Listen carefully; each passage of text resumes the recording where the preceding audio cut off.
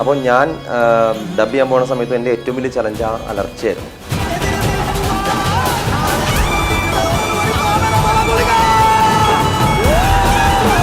ഒരു ലെവല് വേറെയാണ് പുള്ളി ചെയ്തിരിക്കുന്നത്. അപ്പോൾ എങ്കിലും ഈ പറയുന്ന പോലെ ചുമ്മാ ഒന്ന് ട്രൈ ചെയ്ത് നോക്കാമെന്ന് വെച്ചാൽ. അപ്പം അതിലെ ഫസ്റ്റ് ഡയലോഗ് തന്നെ മറ്റേ ഇതായിരുന്നോ, ഞങ്ങളെ കാണാൻ നിങ്ങൾ വന്നില്ലേ, അപ്പം നിങ്ങളെ കാണാൻ ഞങ്ങൾക്കും വന്നൂടെ. അത് ആ ഡയലോഗ് ഇതായിരുന്നു കേട്ടോ. എത്താൻ അല്പം വൈകിയെന്ന് തോന്നുന്നു അല്ലേ? ഞങ്ങളുടെ ആളുകളെ തുറങ്കിലടച്ച് അവരുടെ രക്തം കൊണ്ട് സാമ്രാജ്യം കെട്ടിപ്പടുത്ത് ഞങ്ങളുടെ സമ്പത്ത് കൊണ്ട് ഖജനാവ് നിറച്ചിട്ട് ഇപ്പൊ സമാധാനം പറയാൻ വന്നിരിക്കുന്നു. കാന്താരയുടെ നമ്മുടെ ഫസ്റ്റ് പാട്ട് ഇറങ്ങിയല്ലോ, കാന്താര ഫസ്റ്റ് ഇറങ്ങിയല്ലോ, ആ ഫസ്റ്റിന്റെ ക്ലൈമാക്സ് ഇരുന്ന് കണ്ടു. ആ മ്യൂസിക്കൊക്കെ അതൊക്കെ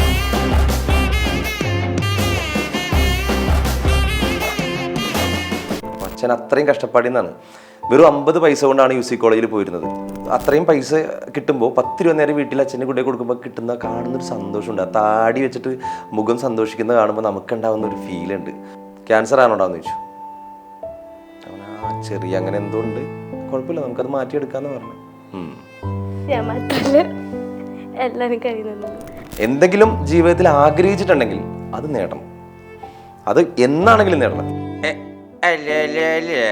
പ്രസിഡന്റ് മനസ്സിലും കാര്യമുണ്ട് കേട്ടോ. പട്ടിയുണ്ട് സൂക്ഷിക്കുന്ന ബോർഡ് മാറ്റി കുട്ടിയുണ്ട് സൂക്ഷിക്കുന്ന ബോർഡ് വെച്ചാൽ വളരെ നന്നായിരിക്കും. എന്നാ പിന്നെ ഞാൻ അങ്ങോട്ട്. നീയാണല്ലേ മീശ മാധവൻ. ഇനി നമ്മൾ കാണുമ്പോ നിന്റെ മീശോടെ കാണാമേല, മനസ്സിലായില്ലേ? വടിച്ചിട്ട് വരണം, ക്ലീൻ ഷേവ്, നമ്പുരിച്ചോ. ഇങ്ങനെയാണോ പ്രതികളെ ചോദ്യം ചെയ്യുന്നേ? ഇങ്ങ മാറി, ഞാൻ കാണിച്ചു തരാം. ശാരദാമോ ലൈനായിരുന്നു ഇല്ലയോ? നിന്നോട് ഞാൻ ഈ ഡ്രസ് എടുക്കാൻ ഞാനോടാ പറഞ്ഞത്, പാർട്ടി വെയർ എടുക്കാൻ എന്നോടാ പറഞ്ഞത്. What did you say? Beggars. Maybe we are poor, coolies, trolley players, but we are not beggars. You enjoying this status because of our certain blood. If you dare to say that word once more, I will pull out your bloody tongue.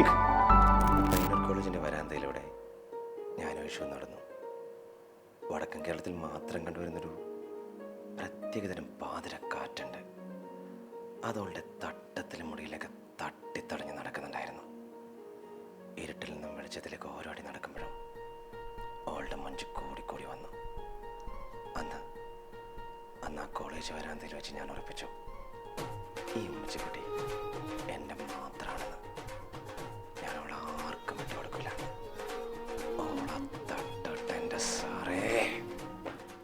Degree കഴിഞ്ഞ് ഒരു ഉഗ്രൻ IT കരിയറിനായുള്ള സ്വപ്നങ്ങളിലാണോ? 7000-ലധികം placements, ലോകോത്തര നിലവാരമുള്ള job oriented advance training, projects, mock interviews Luminar നിങ്ങൾക്ക് ഉറപ്പു നൽകുന്നു.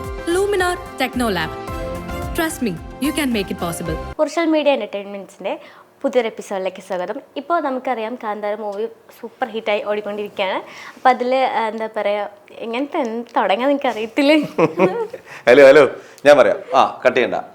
അതായത് ഇപ്പോൾ ലേറ്റസ്റ്റ് സിനിമയായിട്ടുള്ള കാന്താര ചാപ്റ്റർ 1 ഋഷഭ് ഷെട്ടി സാറിന് വേണ്ടിയിട്ട് ഡബ് ചെയ്തത് ഞാനാണ്. എൻ്റെ പേര് സുരാജ് എന്നാണ്. റെഡ് FM RJ ആണ്. അതുപോലെ ഈ കുട്ടിയെ പോലെ VJ ആണ്. പിന്നെ ഇപ്പോൾ ഡബ്ബിംഗ് ആർട്ടിസ്റ്റ് കുറച്ച് വർഷങ്ങളായിട്ടുണ്ട്. ഇങ്ങനെ കത്തി നിൽക്കുന്നൊരു സമയത്ത് അദ്ദേഹത്തിന് ശബ്ദം കൊടുക്കാൻ സാധിച്ചതിൽ എനിക്ക് ഒരുപാട് സന്തോഷം. അപ്പോൾ എന്നെ സ്വാഗതം ചെയ്യുന്നു. സ്വാഗതം. Okay, welcome Surya. ആദ്യമായിട്ടാണ് എനിക്കും കൂടി ഇത്രയും നാൾ അങ്ങോട്ട്. Welcome to your show. Thank you. ചേട്ടാ ഇപ്പൊ ഞാൻ പറഞ്ഞു കത്തി നിൽക്കാന്ന് പറഞ്ഞിട്ടുണ്ടായിരുന്നു. അപ്പൊ എനിക്ക് ആദ്യം ചോദിക്കാനുള്ളത്, ഈ RJ ലൈഫിലേക്ക് എങ്ങനെ വന്നു എന്ന് എനിക്ക് ആദ്യം അറിയാം. കാരണം നമ്മൾ RJ സൂരജ് ആണ് നമ്മൾ സംബോധന ചെയ്തിട്ടുണ്ട്. Sorry Suraj, no problem. എല്ലാവരും അങ്ങനെ തെറ്റിച്ച് വിളിക്കുകയാണ്. അപ്പൊ എനിക്കും തെറ്റിച്ച് ശരിയാക്കിയല്ലേ വിളിക്കണ്ടേ? ഇനി മറക്കരുത്. ഇല്ല മറക്കില്ല. ഓക്കെ ശരി. അപ്പോൾ RJ ആയത് എങ്ങനെയാണല്ലോ. ആക്ച്വലി ഇത് പറയുമ്പോൾ നമ്മൾ ഈ സച്ചിൻ ടെണ്ടുൽക്കറിൻ്റെ ഒരു കോട്ട് ഉണ്ട്, അതായത് ചേസ് യുവർ ഡ്രീംസ് എന്ന് പറയില്ലേ, അങ്ങനത്തെ ഒരു പരിപാടി ലൈഫിൽ ഉണ്ടായിട്ടുണ്ട്. കാരണം 2008 ഇപ്പോൾ നിങ്ങൾ അറിയായിരിക്കും, ഒരു ജുവൽ എന്ന് പറഞ്ഞിട്ട് RJ VJ ജുവൽ എന്ന് പറഞ്ഞിട്ട് കുട്ടിയുണ്ട്. ആ കുട്ടി എന്നെ വിളിച്ചിട്ട് പറയുകയാണ്, അപ്പം നമ്മൾ അന്ന് ഈ എന്താണ് ചെറിയ ജോലികളൊക്കെ ചെയ്ത് 14,500 ശമ്പളത്തിലൊക്കെ ജോലി ചെയ്യുകയാണ് UC കോളേജ് കഴിഞ്ഞിട്ട്. അപ്പോൾ ഇങ്ങനെ റേഡിയോ വരുന്നു, പ്രൈവറ്റ് FM വരുന്നു കൊച്ചിയിൽ. അപ്പോൾ നല്ല ചാൻസാണ്, നീയൊക്കെ നന്നായി സംസാരിക്കുന്ന ആളല്ലേ, ചെല്ലി ഇൻ്റർവ്യൂവിന് പോകാൻ പറഞ്ഞിട്ട് ഞാൻ മറ്റേ RJ മാത്തുക്കുട്ടി, മിഥുൻ, അന്ന് RJ ഒന്നുമില്ല, വെറും മാത്തുക്കുട്ടി, മിഥുൻ, ഞങ്ങളൊക്കെ കൂടി ഇൻ്റർവ്യൂവിന് പോവുകയാണ്. കലൂരാണ്. ആ ഇൻ്റർവ്യൂവിന് പോകുന്നു, നമ്മൾ അറ്റൻഡ് ചെയ്യുന്നു, അവരെന്തൊക്കെയോ ജസ്റ്റ് ചോദിക്കുന്നു, പിന്നെ കുറച്ച് മിമിക്രി പരിപാടി, പാട്ട് കാര്യങ്ങളെല്ലാം ഉണ്ടായിരുന്നു. അതൊക്കെ വെച്ച് ഒരു അലക്കലക്കി സാധനം സെറ്റായി. തിരിച്ചു പോന്ന് അത് കഴിഞ്ഞിട്ട് ഒരു 1 മന്തിന് ശേഷം ഞാൻ ഈ വോഡഫോണിൽ അന്ന് ജോലി ചെയ്യാണ്. ഒരു 4500 രൂപ ശമ്പളത്തിൽ MIS എക്സിക്യൂട്ടീവായിട്ട് ജോലി ചെയ്യാണ്. വെറുതെ കമ്പ്യൂട്ടറിന് മുമ്പിലേക്ക് ഇരുന്ന് ചക്ക ചക്ക ചക്ക ചക്ക ബാക്ക് സ്പേസ് ഒക്കെ അടിച്ച് കളിക്കുകയായിരുന്നു. അപ്പോൾ ഈ അന്ന് എൻ്റെ കൂട്ട് എക്സൽ ആയിരുന്നു. എക്സൽ, VLOOKUP, പിന്നെ Ctrl+C Ctrl+V ഒക്കെ അവിടെ നിന്ന് പഠിച്ചാൽ. അപ്പോൾ ആ ഒരു പരിപാടി കഴിഞ്ഞിട്ട് അതിങ്ങനെ നിൽക്കുന്ന സമയത്ത് എനിക്ക് റിലയൻസിൽ പെട്ടെന്നൊരു വിളി വരികയാണ്. അതായത് ഒരാൾ ഇൻ്റർവ്യൂവിന് പോണു, കൂടെ ഞാനും പോയി. അവിടെ ഒരു വേക്കൻസി ഉണ്ടെന്ന് പറഞ്ഞിട്ട്. അപ്പോൾ ഈ 4500 അവിടെ എത്തിക്കഴിഞ്ഞപ്പോൾ എന്ത് പറ്റിയെന്ന് വെച്ചാൽ സാലറി അങ്ങോട്ട് ഭയങ്കരമായിട്ട് കയറുകയാണ്. ഓൺ റോൾ സ്റ്റാഫായിട്ട് എന്നെ എടുത്തു 13,000 രൂപ എന്ന് പറഞ്ഞിട്ട്. അപ്പം നമ്മൾ ഏകദേശം കണ്ണൊക്കെ തള്ളി പണ്ടടങ്ങി നിൽക്കുകയാണ്. കാരണം ഞാൻ വളരെ പാവപ്പെട്ട ഒരു കുടുംബത്തിൽ നിന്നാണ് വന്നത്. കാരണം അച്ഛനാണെങ്കിൽ അന്ന് ആ സമയത്ത് തെങ്ങ് ചെത്ത് തൊഴിലാളിയായിരുന്നു. പിന്നെ കുറച്ച് വെള്ളിക്കച്ചവടം, പെയിൻറ്റിങ് അങ്ങനെയൊക്കെ ആയിരുന്നു. അമ്മയാണെങ്കിൽ ഒരു ചെമ്മീൻ കമ്പനിയിൽ പോയിട്ട് രാവിലെ ഒടുങ്ങി വൈകുന്നേരം വരെ ഒരേ ഇരിപ്പിൽ ചെമ്മീനൊക്കെ കിള്ളി വരുന്ന ഒരു ആളായിരുന്നു. അപ്പം അത്രയും സഫർ ചെയ്തിട്ട് ജീവിക്കുന്ന ഒരു സമയത്ത് ഡിഗ്രി വരെ അച്ഛൻ പഠിപ്പിച്ചു UC കോളേജിൽ. ഡിഗ്രി കഴിഞ്ഞപ്പോൾ എൻ്റെ അച്ഛൻ പറഞ്ഞു, ഇനി മോനെ പഠിപ്പിക്കാൻ പറ്റുമെന്ന് തോന്നുന്നില്ല, എന്നെക്കൊണ്ട് ഇത്രേ പറ്റുള്ളൂ, ബാക്കി എന്താ വെച്ചാൽ ചെയ്തോളാൻ പറഞ്ഞു. അപ്പം നമ്മൾ ആ സമയത്ത് ഞാൻ PGയുടെ, അതായത് നെക്സ്റ്റ് കോഴ്സിൻ്റെ എനിക്ക് എന്താ ചെയ്യേണ്ടതെന്ന് അറിയില്ല സൂര്യ ആക്ച്വലി. കാരണം പറഞ്ഞു തരാൻ ആളില്ല, ഒന്നുമില്ല. അത്ര വലിയ ബന്ധുവല്ലൊക്കെ ഉണ്ടെങ്കിൽ ആരും അത്ര വെൽ ക്വാളിഫൈഡോ അല്ലെങ്കിൽ സാമ്പത്തിക ഫിനാൻഷ്യലി സെറ്റല്ല. ഞാനാണെങ്കിൽ എന്ത് ചെയ്യാമെന്ന് അറിയില്ല. അച്ഛനത് പറഞ്ഞപ്പോൾ തന്നെ ഞാൻ എന്നിട്ട് ആ ആപ്ലിക്കേഷൻ ഫോം വാങ്ങിക്കാൻ വെച്ചിരുന്ന PG ആണല്ലോ അടുത്തത്. ആപ്ലിക്കേഷൻ ഫോം വാങ്ങിക്കാൻ വെച്ചിരുന്ന പൈസ എടുത്തിട്ട് ഞാനൊരു ഷൂവും, ജീവിതത്തിൽ ആദ്യമായിട്ടൊരു ഷൂ, ഒരു ടൈ ഒക്കെ വാങ്ങിക്കുകയാണ്. കണ്ണൊക്കെ നേരെ. അയ്യോ. അപ്പോൾ ഇല്ല, ഇത് ജീവിതം പറയുമ്പോൾ അങ്ങനെയാണല്ലോ. ഇതിൽ ആരുടെ ഇന്റർവ്യൂ എന്നെ കരയിപ്പിക്കല്ലേ, ഞാൻ പെട്ടെന്ന് കരയുന്ന ഒരാള്. അപ്പം അങ്ങനെ അത് ഞാൻ വാങ്ങിച്ചു. അതിനുശേഷമാണ് ജോലിക്ക് ഇറങ്ങുന്നത്. അപ്പോൾ നമുക്ക് ആ സമയത്ത് എൻ്റെ വീടെന്നൊക്കെ പറഞ്ഞ് മഴ പെയ്ത് കഴിഞ്ഞിട്ടുണ്ടെങ്കിൽ മറ്റേ ബക്കറ്റ് കൊണ്ടുവയ്ക്കേണ്ട അവസ്ഥയായിരുന്നു. അതുപോലെ വാതിലൊക്കെ നമ്മളിങ്ങനെ എടുത്തു മാറ്റുക, തിരിച്ചു വെക്കുക, ആ പരിപാടിയൊക്കെ ആയിരുന്നു. ഒരു കട്ടിലാണ് ഞാനും എൻ്റെ അനിയനും കെട്ടിപ്പിടിച്ച് കിടന്നു തുടങ്ങിയത്. അത് കട്ടിൽ ബെഡൊന്നും ഉണ്ടായിരുന്നില്ല, ഒരു പഴയ ടൈപ്പ് കട്ടിലായിരുന്നു. വീട്ടിലെ ഒരു മുറി മാത്രമേ ഉണ്ടായുള്ളൂ. അപ്പോൾ അത്രയും സാമ്പത്തികം വളരെ മോശമായിട്ട് നിൽക്കുന്ന എന്നെ ഡിഗ്രി വരെ പഠിപ്പിച്ചാണ് ഞാൻ എൻ്റെ ജീവിതത്തിൽ കാണുന്ന അല്ലെങ്കിൽ വിചാരിക്കുന്ന ഏറ്റവും വലിയ കാര്യം. അപ്പോൾ അച്ഛൻ അത്രയും കഷ്ടപ്പാടിൽ നിന്നാണ്. വെറും 50 പൈസ കൊണ്ടാണ് UC കോളേജിൽ പോയിരുന്നത്. പക്ഷേ ആ UC കോളേജിൻ്റെ ജനറൽ സെക്രട്ടറി ആയിരുന്നു ഞാൻ. ആർട്സ് ക്ലബ് സെക്രട്ടറി ആയിരുന്നു മാത്തുക്കുട്ടി. ഞങ്ങൾക്ക് പൈസ ഇല്ലെങ്കിലും സൗഹൃദത്തിനും അതുപോലെ തന്നെ ബന്ധങ്ങൾക്കും പാട്ടുകൾക്കും ആഹ്ലാദത്തിനും എല്ലാം ഒരു കുറവുണ്ടായില്ല. കലാപ്രകടനങ്ങൾക്കും ഒന്നിനും ഒരു കുറവുണ്ടായിരുന്നില്ല. UC കോളേജാണ് എന്നെ വളർത്തിയത്. അവിടുന്ന് ആണ് ഈ ബന്ധങ്ങൾ, ഈ സൗഹൃദം, മാത്തുക്കുട്ടി, മിഥുൻ അല്ലെങ്കിൽ അങ്ങനത്തെ കുറച്ച് പേര്, കുഞ്ഞൽദോ ഒക്കെ ആയിട്ട് വലിയ ബന്ധം നിൽക്കുന്നത്. അപ്പോൾ അതൊക്കെ കഴിഞ്ഞിട്ടാണ് ഈ ഇൻ്റർവ്യൂ ഒക്കെ ഉണ്ടാകുന്നതും ഇങ്ങനെ സംഭവിക്കുന്നതും. എനിക്ക് ഫസ്റ്റ് കോൾ കിട്ടുകയാണ് കേട്ടോ, സൺ നെറ്റ്വർക്കിൽ നിന്നാണ്. സുരാജ് അല്ലേ? അതെ. നിങ്ങൾ ഇൻ്റർവ്യൂ അറ്റൻഡ് ഉണ്ടായി. ഓക്കെ, സെലക്റ്റായി. അപ്പോൾ എനിക്ക് ഓക്കെ ഫൈൻ, ജീവിതത്തിൽ ആദ്യമായിട്ട് നമ്മളൊരു വലിയ പരിപാടി, ഒരു കലാപരമായിട്ടുള്ള പരിപാടി സെലക്ട് ആവുകയാണ്. ഓക്കെ എന്നൊക്കെ പറഞ്ഞു. ഞാൻ ചോദിച്ചു എങ്ങനെയാണ് എൻ്റെ സാലറി വരുന്നതെന്ന് ചോദിച്ചു. അപ്പോൾ എൻ്റെ അടുത്ത് പറഞ്ഞു 8,000 ആണ് സ്റ്റാർട്ടിങ്, പിന്നെ കൂടും എന്ന് പറഞ്ഞു. അപ്പോൾ എനിക്ക് മറ്റേ സംഭവം കയ്യിലിരിക്കുക, 13,500 കയ്യിലിരിക്കുക എൻ്റെ അടുത്ത്. അപ്പോൾ ഞാൻ ഓക്കെ ഞാൻ വിളിക്കാട്ടോ എന്ന് പറഞ്ഞിട്ട് വെച്ചിട്ട് ഞാൻ ഇത് രണ്ടും നോക്കുകയാണ്. ഒന്നിലെൻ്റെ സ്വപ്നവും ആഗ്രഹമാണ്, മറ്റേതിൽ ഫാമിലിയാണ്, കുടുംബമാണ്. ഏത് വേണമെന്ന് ഇങ്ങനെ നോക്കി അവസാനം എനിക്കറിയാം വീട്ടിൽ പോയി പറഞ്ഞാൽ ഇഷ്ടത്തിന് പറയുള്ളൂ. പക്ഷെ ഞാൻ കുടുംബം എടുത്തു. കാരണം എന്നെ ഡിപ്പെൻഡ് ചെയ്ത് 3 പേരാണ്. അനിയൻ, അവൻ്റെ പരിപാടികൾ, അമ്മ, അച്ഛൻ. അപ്പോൾ ഞാൻ നോക്കിയപ്പോൾ 13,500 രൂപ എന്ന് പറഞ്ഞാൽ 2008 എന്ന് പറഞ്ഞാൽ അതൊരു 50,000 വിലയുണ്ട്. ഞാനത് സെലക്ട് ചെയ്തു. ഞാൻ ഓക്കെ പറഞ്ഞു. അപ്പോൾ ഇവരുടെ അടുത്ത് പറഞ്ഞപ്പോൾ ഇവർ പറഞ്ഞു, എടാ എന്ത് കാര്യം, ഈ മാത്തുക്കുട്ടിനെ ഒന്നും ഫസ്റ്റ് ഒന്നും വിളിച്ചിട്ടില്ല. അവൻ പറഞ്ഞു എന്നെ വിളിക്കായിരിക്കില്ല, സെലക്ട് ആയില്ല എന്നൊക്കെ പറഞ്ഞു. പക്ഷേ അവസാനം അവനും കോൾ വന്നു.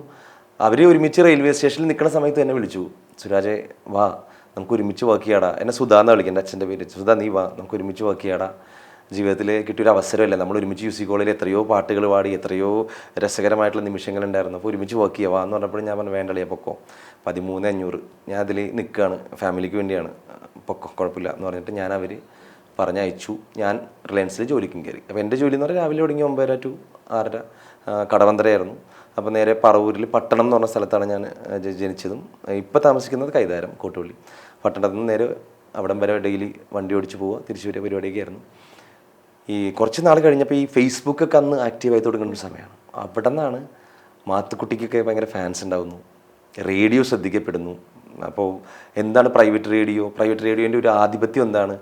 അപ്പോൾ ഇവർ റേഡിയോയിൽ സംസാരിക്കുമ്പോഴൊക്കെ ഞാനിത് കേൾക്കുമ്പോൾ ഇതെനിക്ക് പറ്റുമല്ലോ. അപ്പോൾ അങ്ങനെയൊക്കെ ഒരു സാധനം വന്നു തുടങ്ങി. കാരണം ഇവർക്ക് ഫാൻസും വരുന്നു. അതുപോലെ കുറച്ച് കഴിഞ്ഞപ്പോൾ ഇവർക്ക് ഒരു 1 ഇയറിനുള്ളിൽ തന്നെ എൻ്റെ സാലറി ആവുകയാണ്. 13,000 സംതിങ് എന്തോ ആണ്. അപ്പോൾ ഞാനിങ്ങനെ ഓഹോ തെറ്റ് പറ്റിയോ എവിടെയോ, ഈ ഒരു സാധനം ഭയങ്കരമായിട്ട് അടിച്ചു. അങ്ങനെ അപ്പോഴും ഈ റിലയൻസിൽ എന്ത് ഓണം വിഷു പരിപാടിക്കാണെങ്കിൽ എൻ്റെ ഒരു 1 man ഷോ ഉണ്ടാവും. സ്ക്രിപ്റ്റൊക്കെ എഴുതി നമ്മളതിനെ കോമഡിയൊക്കെ ചെയ്ത് നമ്മൾ പാട്ടൊക്കെ പാടി. അപ്പോൾ അവർ പറയും നിൻ്റെ ഫീൽഡ് ഇതല്ലെന്ന് അവിടെ എന്നെ പരിചയപ്പെടുന്ന എല്ലാവരും പറയും. പക്ഷേ ഞാനതെല്ലാം നമ്മളിങ്ങനെ ഫാമിലിക്ക് വേണ്ടി എന്നുള്ള സാധനമായിരുന്നു. കാരണം ഞാനത് അത്രയും പൈസ കിട്ടുമ്പോൾ 10 രൂപ നേരെ വീട്ടിൽ അച്ഛൻ്റെ കൂടെ കൊടുക്കുമ്പോൾ കിട്ടുന്ന കാണുന്നൊരു സന്തോഷമുണ്ട്. ആ താടി വെച്ചിട്ട് മുഖം സന്തോഷിക്കുന്നത് കാണുമ്പോൾ നമുക്കുണ്ടാകുന്ന ഒരു ഫീലുണ്ട്. 10,000 രൂപ എന്ന് പറഞ്ഞാൽ പുള്ളിക്ക് 1,00,000 വിലയാണ്. അപ്പോൾ പുള്ളി കാര്യങ്ങൾ ഓടിക്കണം എനിക്കറിയാം. പുള്ളി വെള്ളിക്കച്ചവടത്തിന് പോയിട്ട് വരുമ്പോഴും പുള്ളിയുടെ കീശയിൽ ഒന്നും ഉണ്ടാവാറില്ല. നമ്മൾ പോക്കറ്റ് മണിക്ക് വേണ്ടി തപ്പുമ്പോൾ ആകെ ചിലപ്പോൾ 50 പൈസ 1 രൂപ അല്ലെങ്കിൽ 5 രൂപയൊക്കെ ഉണ്ടാവാറുള്ളൂ. അത്രയും വെച്ചിട്ടാണ് പോകുന്നത്. പുള്ളി ഒരു പുറത്തുനിന്ന് ഒരു ഊണ് പോലും കഴിക്കില്ല വീട്ടിൽ വന്നിട്ട്. കാരണം പൈസ ഇല്ലാത്തതുകൊണ്ടാണ്. അത്രയും പട്ടിണിന്ന് വന്നുകൊണ്ട് തന്നെ എനിക്കതിൽ റിഗ്രറ്റ് അടിക്കുമ്പോഴൊക്കെ ഞാൻ വിചാരിക്കുമ്പോൾ അത് ഫാമിലിക്ക് വേണ്ടി നല്ല കാര്യമാണ് ചെയ്തത്, ഞാനത് തിരിച്ചു കൊടുക്കുക ചെയ്തതെന്ന് പറഞ്ഞു. പിന്നെ റേഡിയോ വളർന്നു, പിന്നെ ഇവരുടെ ഫെയിം വളർന്നു, ഇവരുടെ സാലറി വളർന്നു, ജീവിതം വളർന്നു. അപ്പോൾ അവിടെ വെച്ചിട്ട് എനിക്ക് മനസ്സിലായി ലൈഫിൽ എന്തെങ്കിലും ഒരു ബാക്ക് സ്പേസ് വേണ്ട.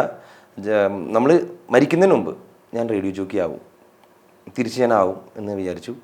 ഞാൻ ഇതുപോലെ മാത്തുക്കുട്ടിയൊക്കെ വന്ന് ഭയങ്കര ഫേമസ് ആയി. അപ്പോൾ അവരുടെ കൂടെ സ്റ്റേഷനിലൊക്കെ പോകുന്നു, എല്ലാവരുടെ നല്ല പരിചയമായി ഞാൻ. പക്ഷെ എന്നെ എടുക്കുന്നില്ല അവിടെ തിരിച്ച്. കാരണം വെച്ചിട്ടുണ്ടെങ്കിൽ അവിടെ നിലവിൽ വേക്കൻസി ഇല്ല. എൻ്റെ പോലത്തെ കുറേ പേര് കഴിവുള്ള, എന്നെക്കാളും കഴിവുള്ള ആൾക്കാരൊക്കെ കയറി ഫില്ലായി. നമ്മളെപ്പോഴൊരു കാറ്റഗറി ഫില്ലായി. അപ്പോൾ വാശിയായി, ഇതെങ്ങനെയും ചെയ്യുകയും ചെയ്യണം. എന്ന് ജോലി വിടാനും പറ്റില്ല, ഫുൾ ടൈം ഇറങ്ങാനും പറ്റില്ല.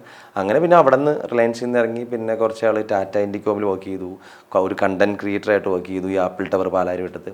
അവിടെയൊക്കെ പല ജോലികൾ നമ്മൾ ചെയ്തിട്ടുണ്ട്. ആ ജോലികളൊക്കെ ചെയ്ത് അങ്ങനെയാണ് എനിക്ക് 2014 15 ആണെന്ന് തോന്നുന്നു, 14 റെയിൻബോ FM ആകാശവാണിയുടെ ആദ്യമായിട്ട് കാഷ്വൽ അനൗൺസറായിട്ട് ജോലി കയറി. അവിടെ നിന്ന് റെയിൻബോ FMൻ്റെ പ്രോഗ്രാമുകൾ ചെയ്തു. അത്യാവശ്യം നമുക്കൊരു ഒരു ഇഷ്ടപ്പെട്ടു തുടങ്ങി, നല്ലതാണെന്ന് പറയുന്നു എല്ലാവരും. പിന്നെ ഞാൻ കാത്തിരിക്കുകയായിരുന്നു. അങ്ങനെ ഒരു അവസരം കിട്ടിയത് 2015 യെസ്, തൃശ്ശൂർ റെഡ് FM നിന്ന് ഒരു RJ പോയപ്പോൾ അവൻ എന്നോട് ഈ ഫേസ്ബുക്ക് മെസ്സഞ്ചറിൽ രതീഷ് ചോദിച്ചിരിക്കുകയാണ്, ആളെ ആരെങ്കിലും ഉണ്ടോ, എനിക്ക് പുറത്തോട്ട് കിട്ടിയിട്ടുണ്ട് ഖത്തറിൽ, അപ്പോൾ ഇവിടെ ആരെങ്കിലും ഉണ്ടെങ്കിൽ പറയോ. ഞാൻ പറഞ്ഞു ആളുണ്ട്, ഇവിടെ ആളുണ്ട്, ആളേ ഉള്ളൂ. അപ്പോൾ അവൻ ചോദിച്ചു ആരാടയാൾ, ഞാനാടയാൾ. അങ്ങനെ ഞാൻ ആ മെസ്സഞ്ചറിലൂടെ വന്ന സൗഹൃദമാണ് എനിക്ക് റെഡ് FMലേക്കുള്ള വഴി തുറക്കുന്നതും. ഞാൻ തൃശ്ശൂർ റെഡ് FMൽ പോയപ്പോഴും മനസ്സിലെ ആഗ്രഹം എന്ന് പറഞ്ഞാൽ കൊച്ചിയിൽ ലൈവ് ചെയ്യണം. അതാണല്ലോ നമ്മുടെ ഒരു അംബീഷനാണുള്ളത്.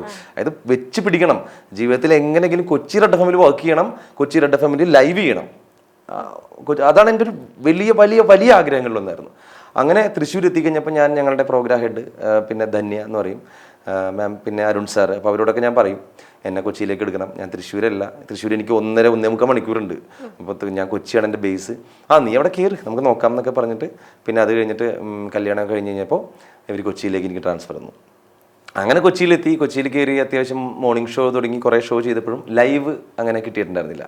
അപ്പോഴും ഒരു സാധനം അവിടെ ലൈവ് കിട്ടിയിട്ടില്ല. റെഡ് FMൽ കയറി ലൈവ് കിട്ടിയിട്ടില്ല. അപ്പോൾ അടുത്ത ആഗ്രഹം ലൈവ് ചെയ്യണം എന്നാണ്. അങ്ങനെ വീണ്ടും 2 വർഷം കഴിഞ്ഞപ്പോൾ എനിക്ക് റേഡിയോ സുനോ ഖത്തറിലേക്ക് ഒരു ഓപ്പർച്യൂണിറ്റി കിട്ടുകയാണ്. നല്ല സാലറിയിൽ ഒരു അറൗണ്ട് ഒരു 6,000 റിയാൽ, 1 lakhൻ്റെ അടുത്ത് സാലറി ഉണ്ട്. അങ്ങനെയാണ് ഖത്തറിലേക്ക് വെച്ച് പിടിക്കുന്നത്. ഖത്തറിൽ പോയി 2 കൊല്ലം നിന്നു. കറക്റ്റ് 2 കൊല്ലം കഴിഞ്ഞപ്പോൾ അവർ കോൺട്രാക്റ്റ് പുതുക്കുന്നുണ്ടെന്ന് വെച്ചാൽ ഇല്ലയെന്ന് പറഞ്ഞു, പോന്നു. കാരണം നമ്മുടെ ഒരു വീട് വെച്ചു അതിൻ്റെ ഇടയിൽ. അപ്പോൾ അച്ഛൻ തന്നെയാണ് കാര്യങ്ങളൊക്കെ ചെയ്തെങ്കിലും നമ്മളായിരുന്നു മേൽനോട്ടം. ആ വീടിൻ്റെ ഫുൾ സാധനങ്ങൾ അങ്ങോട്ട് തീർത്തു, കടം.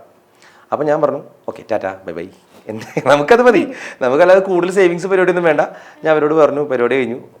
9 ലക്ഷം 8 ലക്ഷം ഒക്കെ ഉണ്ട്, കുറച്ച് കടങ്ങളുണ്ടായിരുന്നു, അതൊക്കെ തീർത്തു തിരിച്ചു പോന്നു കഴിഞ്ഞപ്പോഴാണ് 19 എത്തിയപ്പോഴാണ് ഞാൻ പിന്നെ സൂര്യയെ പോലെ ഇതുപോലെ സ്റ്റാർട്ടിങ് ആയിട്ട് ഒരു ആങ്കറിങ് ചെയ്യുന്നു. സൂര്യ TV-യിൽ ഏറ്റവും ആദ്യത്തെ ഇൻ്റർവ്യൂ എനിക്ക് തോന്നുന്നു പൃഥ്വിരാജും മിയയൊക്കെ ആയിട്ടായിരുന്നു ഫ്രീലാൻസ് ആയിട്ട് ചെയ്യുന്നത്. സൂര്യ TV-ക്ക് വേണ്ടി, സൺ മ്യൂസിക്കിന് വേണ്ടിയിട്ടായിരുന്നു തോന്നുന്നു. അതിനുശേഷം സുരാജ് വെഞ്ഞാറൂട്, അങ്ങനെ അവിടെ നിന്നൊരു ചാറ്റ് ഷോ പരിപാടി തുടങ്ങുന്നു. അതിൻ്റെ ഇടയ്ക്ക് ഒരു ഡബ് ചെയ്യുന്നു, പിന്നെ സ്റ്റേജ് ആങ്കർ ചെയ്യുന്നു. ഇതൊക്കെ ആയിട്ട് ഇങ്ങനെ പോകുന്ന സമയത്താണ് 2021 ഒരു കുഴപ്പമില്ലാതെ പോകുമായിരുന്നു ഞാൻ. അത്യാവശ്യം വരുമാനമൊക്കെ ആയിട്ട് ഇങ്ങനെ നല്ല രസമായിട്ട് പോയിക്കുന്ന സമയത്താണ് ഇതുപോലെ ഒരു വലിയൊരു അതിഥി ദൃശ്യത്തിൽ പറഞ്ഞ പോലെ നമ്മുടെ ജീവിതത്തിലേക്ക് വിളിക്കാതെ വന്നത്. അച്ഛന് ക്യാൻസർ വന്നു. ആകെ സീൻ കോൺട്ര. കാരണം നമ്മളിങ്ങനെ എനിക്കിപ്പോഴും ഓർമ്മയുണ്ട്, ഭയങ്കര പനി, പുള്ളിക്ക് ചൂട്. അപ്പോൾ ആ സമയത്ത് പനി വന്നാൽ പേടിയാണ്, കോവിഡ്. അപ്പോൾ എനിക്ക് എൻ്റെ ഒരു കൊച്ചൊക്കെ ഉള്ളതുകൊണ്ട് എൻ്റെ വൈഫ് പറഞ്ഞു ഒന്ന് കൊണ്ടുപോയി ഹോസ്പിറ്റലിൽ. അങ്ങനെ കാണിച്ചപ്പോഴാണ് ഒന്ന് എക്സ്റേ എടുക്കുക, ESR കയറി ഭയങ്കര ESR കയറി നിൽക്കുന്നു. അങ്ങനെ എക്സ്റേ എടുത്തപ്പോഴാണ് എന്തോ ഉണ്ട് അതിൽ. അപ്പോൾ പുള്ളിനോട് പുറത്തേക്ക് വേണ്ടിയിട്ട് എന്നോടാണ് പറയണത്, സുരാജ് എന്തോ ഒരു എക്സ്റേയിൽ കാണുന്നുണ്ട്, ആവണമെന്നില്ല, ഒന്ന് നോക്കൂ കേട്ടോ, ഒന്ന് പോയിട്ട് ഒന്ന് വിശദമായിട്ടൊരു സ്കാൻ ചെയ്യുമെന്ന് പറഞ്ഞു. സ്കാനിങ്ങിന് എഴുതി. അപ്പം ഞാൻ പറഞ്ഞു അതിപ്പോൾ എന്തെങ്കിലും വല്ല മുഴയൊക്കെ ആയിരിക്കും ഡോക്ടറെ. അത്രയൊക്കെ ഉണ്ടാവുള്ളൂ എന്നൊക്കെ പറഞ്ഞു വിട്ടു. പിന്നെ നമ്മൾ സ്കാനിങ് ഇവിടെ ചാലാക്കൽ ഹോസ്പിറ്റലായിരുന്നു. അപ്പോൾ ഞാൻ അച്ഛനും കൂടി തന്നെയാണ് പോകുന്നത്. കാരണം നമ്മളുടെയൊക്കെ നാട്ടിൽ ഇത് ഈ ക്യാൻസർ എന്നൊക്കെ പറഞ്ഞാൽ ലൈക്ക് എന്താ വലിയൊരു സാധനമാണ് എനിക്കും എല്ലാവർക്കും. പക്ഷെ ഞാനിത് കേട്ടപ്പോഴും എനിക്ക് അങ്ങനെയൊന്നും ഉണ്ടാവില്ല എന്ന് വിചാരിച്ചിട്ട് തന്നെയാണ് പോയത്. ചാലാക്കൽ ഹോസ്പിറ്റലിൽ ചെന്നു. നമുക്ക് എന്താ പറയുക, അവരിങ്ങനെ ഒരു സ്കാനിങ്ങിന് പറയാണ്. ആ സ്കാൻ ഓക്കെ ശരി സ്കാൻ ചെയ്യാം. ഡോക്ടർ പറഞ്ഞു നമുക്ക് നോക്കാടോ, അതൊന്നും ആയിരിക്കില്ല, കുറേ കേസുണ്ട് എന്നൊക്കെ പറഞ്ഞിട്ട് ചെയ്യുന്നു. ഞാൻ അച്ഛനെ കൊണ്ട് പോകുന്നു, സ്കാൻ ചെയ്യുന്നു. ഞങ്ങൾ തന്നെയാണ് റിസൾട്ട് മേടിക്കാൻ പോകുന്നത്. അപ്പം മറ്റേ 33 കോടി ദൈവങ്ങളെയും വിളിക്കുകയാണ്, ഒന്നും ഉണ്ടാവാതെ ഇങ്ങോട്ട് തന്നാൽ മതി, ബാക്കി എന്തുകൊണ്ടും ആയിക്കോട്ടെ നമുക്ക് കുഴപ്പമില്ല, ഇതാവാണ്ടിരുന്നാൽ മതി എന്ന് പ്രാർത്ഥിച്ച് നമ്മളിങ്ങനെ റിസൾട്ട് വെയിറ്റിങ്ങിനായിട്ട് അവിടുത്തെ ലാബിൻ്റെ പുറത്തിരിക്കുന്ന സമയത്ത് അവിടെ നിന്ന് വിളിക്കുകയാണ്. കെയർ സുധൻ്റെ ആരെല്ലുണ്ടെന്ന് വെച്ചപ്പോൾ ഉണ്ട്. ഇത് ആക്ച്വലി പറയുകയാണെങ്കിൽ ഇവിടുന്ന് ആ സോഫ അത്ര സ്പേസ് ഉള്ളൂ റിസൾട്ട് മേടിക്കാൻ പോകാൻ. പക്ഷേ ഞാനെടുത്തത് അത്രയും സമയം നടക്കാനുള്ളൊരു സമയം എന്ന് പറഞ്ഞൊരു 5 മിനിറ്റിന് മുകളിൽ എടുത്തു എന്ന് പറഞ്ഞാൽ വിശ്വസിക്കും. അത്രയും സ്റ്റെപ്പ് ബൈ സ്റ്റെപ്പ് ആയിട്ട്. കാരണം ടേണിംഗ് പോയിൻ്റ് ലൈഫിലെ ഒരു വലിയ മൊമെൻറ്റാണ്. അങ്ങനെ പേപ്പർ വാങ്ങിച്ചപ്പോൾ എനിക്കിതൊന്നും മനസ്സിലാവണില്ല. അതിലൊരു സാധനമുണ്ട് അഡിനോകാർസിനോമ എന്ന് പറഞ്ഞിട്ടൊരു പേര്. അപ്പോൾ ആദ്യം ഇതെന്ത് കാറ് പരിപാടി കൊല്ലണം അങ്ങനെയൊക്കെയാണ് പോണത്, കോമഡി ആയിട്ടുള്ള ചിന്തിക്കുന്നത്. അഡിനോകാർസിനോമ ഓക്കെ, നേരെ ഗൂഗിൾ ചെയ്ത് നോക്കി it is A type of cancer അടച്ചു. മനസ്സിലായി സംഭവം ആണെന്നുള്ളത്. അപ്പോൾ അടുത്ത വിഷമം ഞാൻ എങ്ങനെ വീട്ടുകാരോട് പറയും, അച്ഛനോട് പറയും. അപ്പോൾ എന്നെ വിളിച്ചുകൊണ്ടിരിക്കുക അമ്മ, അനിയൻ, പിന്നെ അമ്മയുടെ 3-4 ചിറ്റമാരൊക്കെ വിളിച്ചുകൊണ്ടിരിക്കുക എന്താണെന്നാണ്.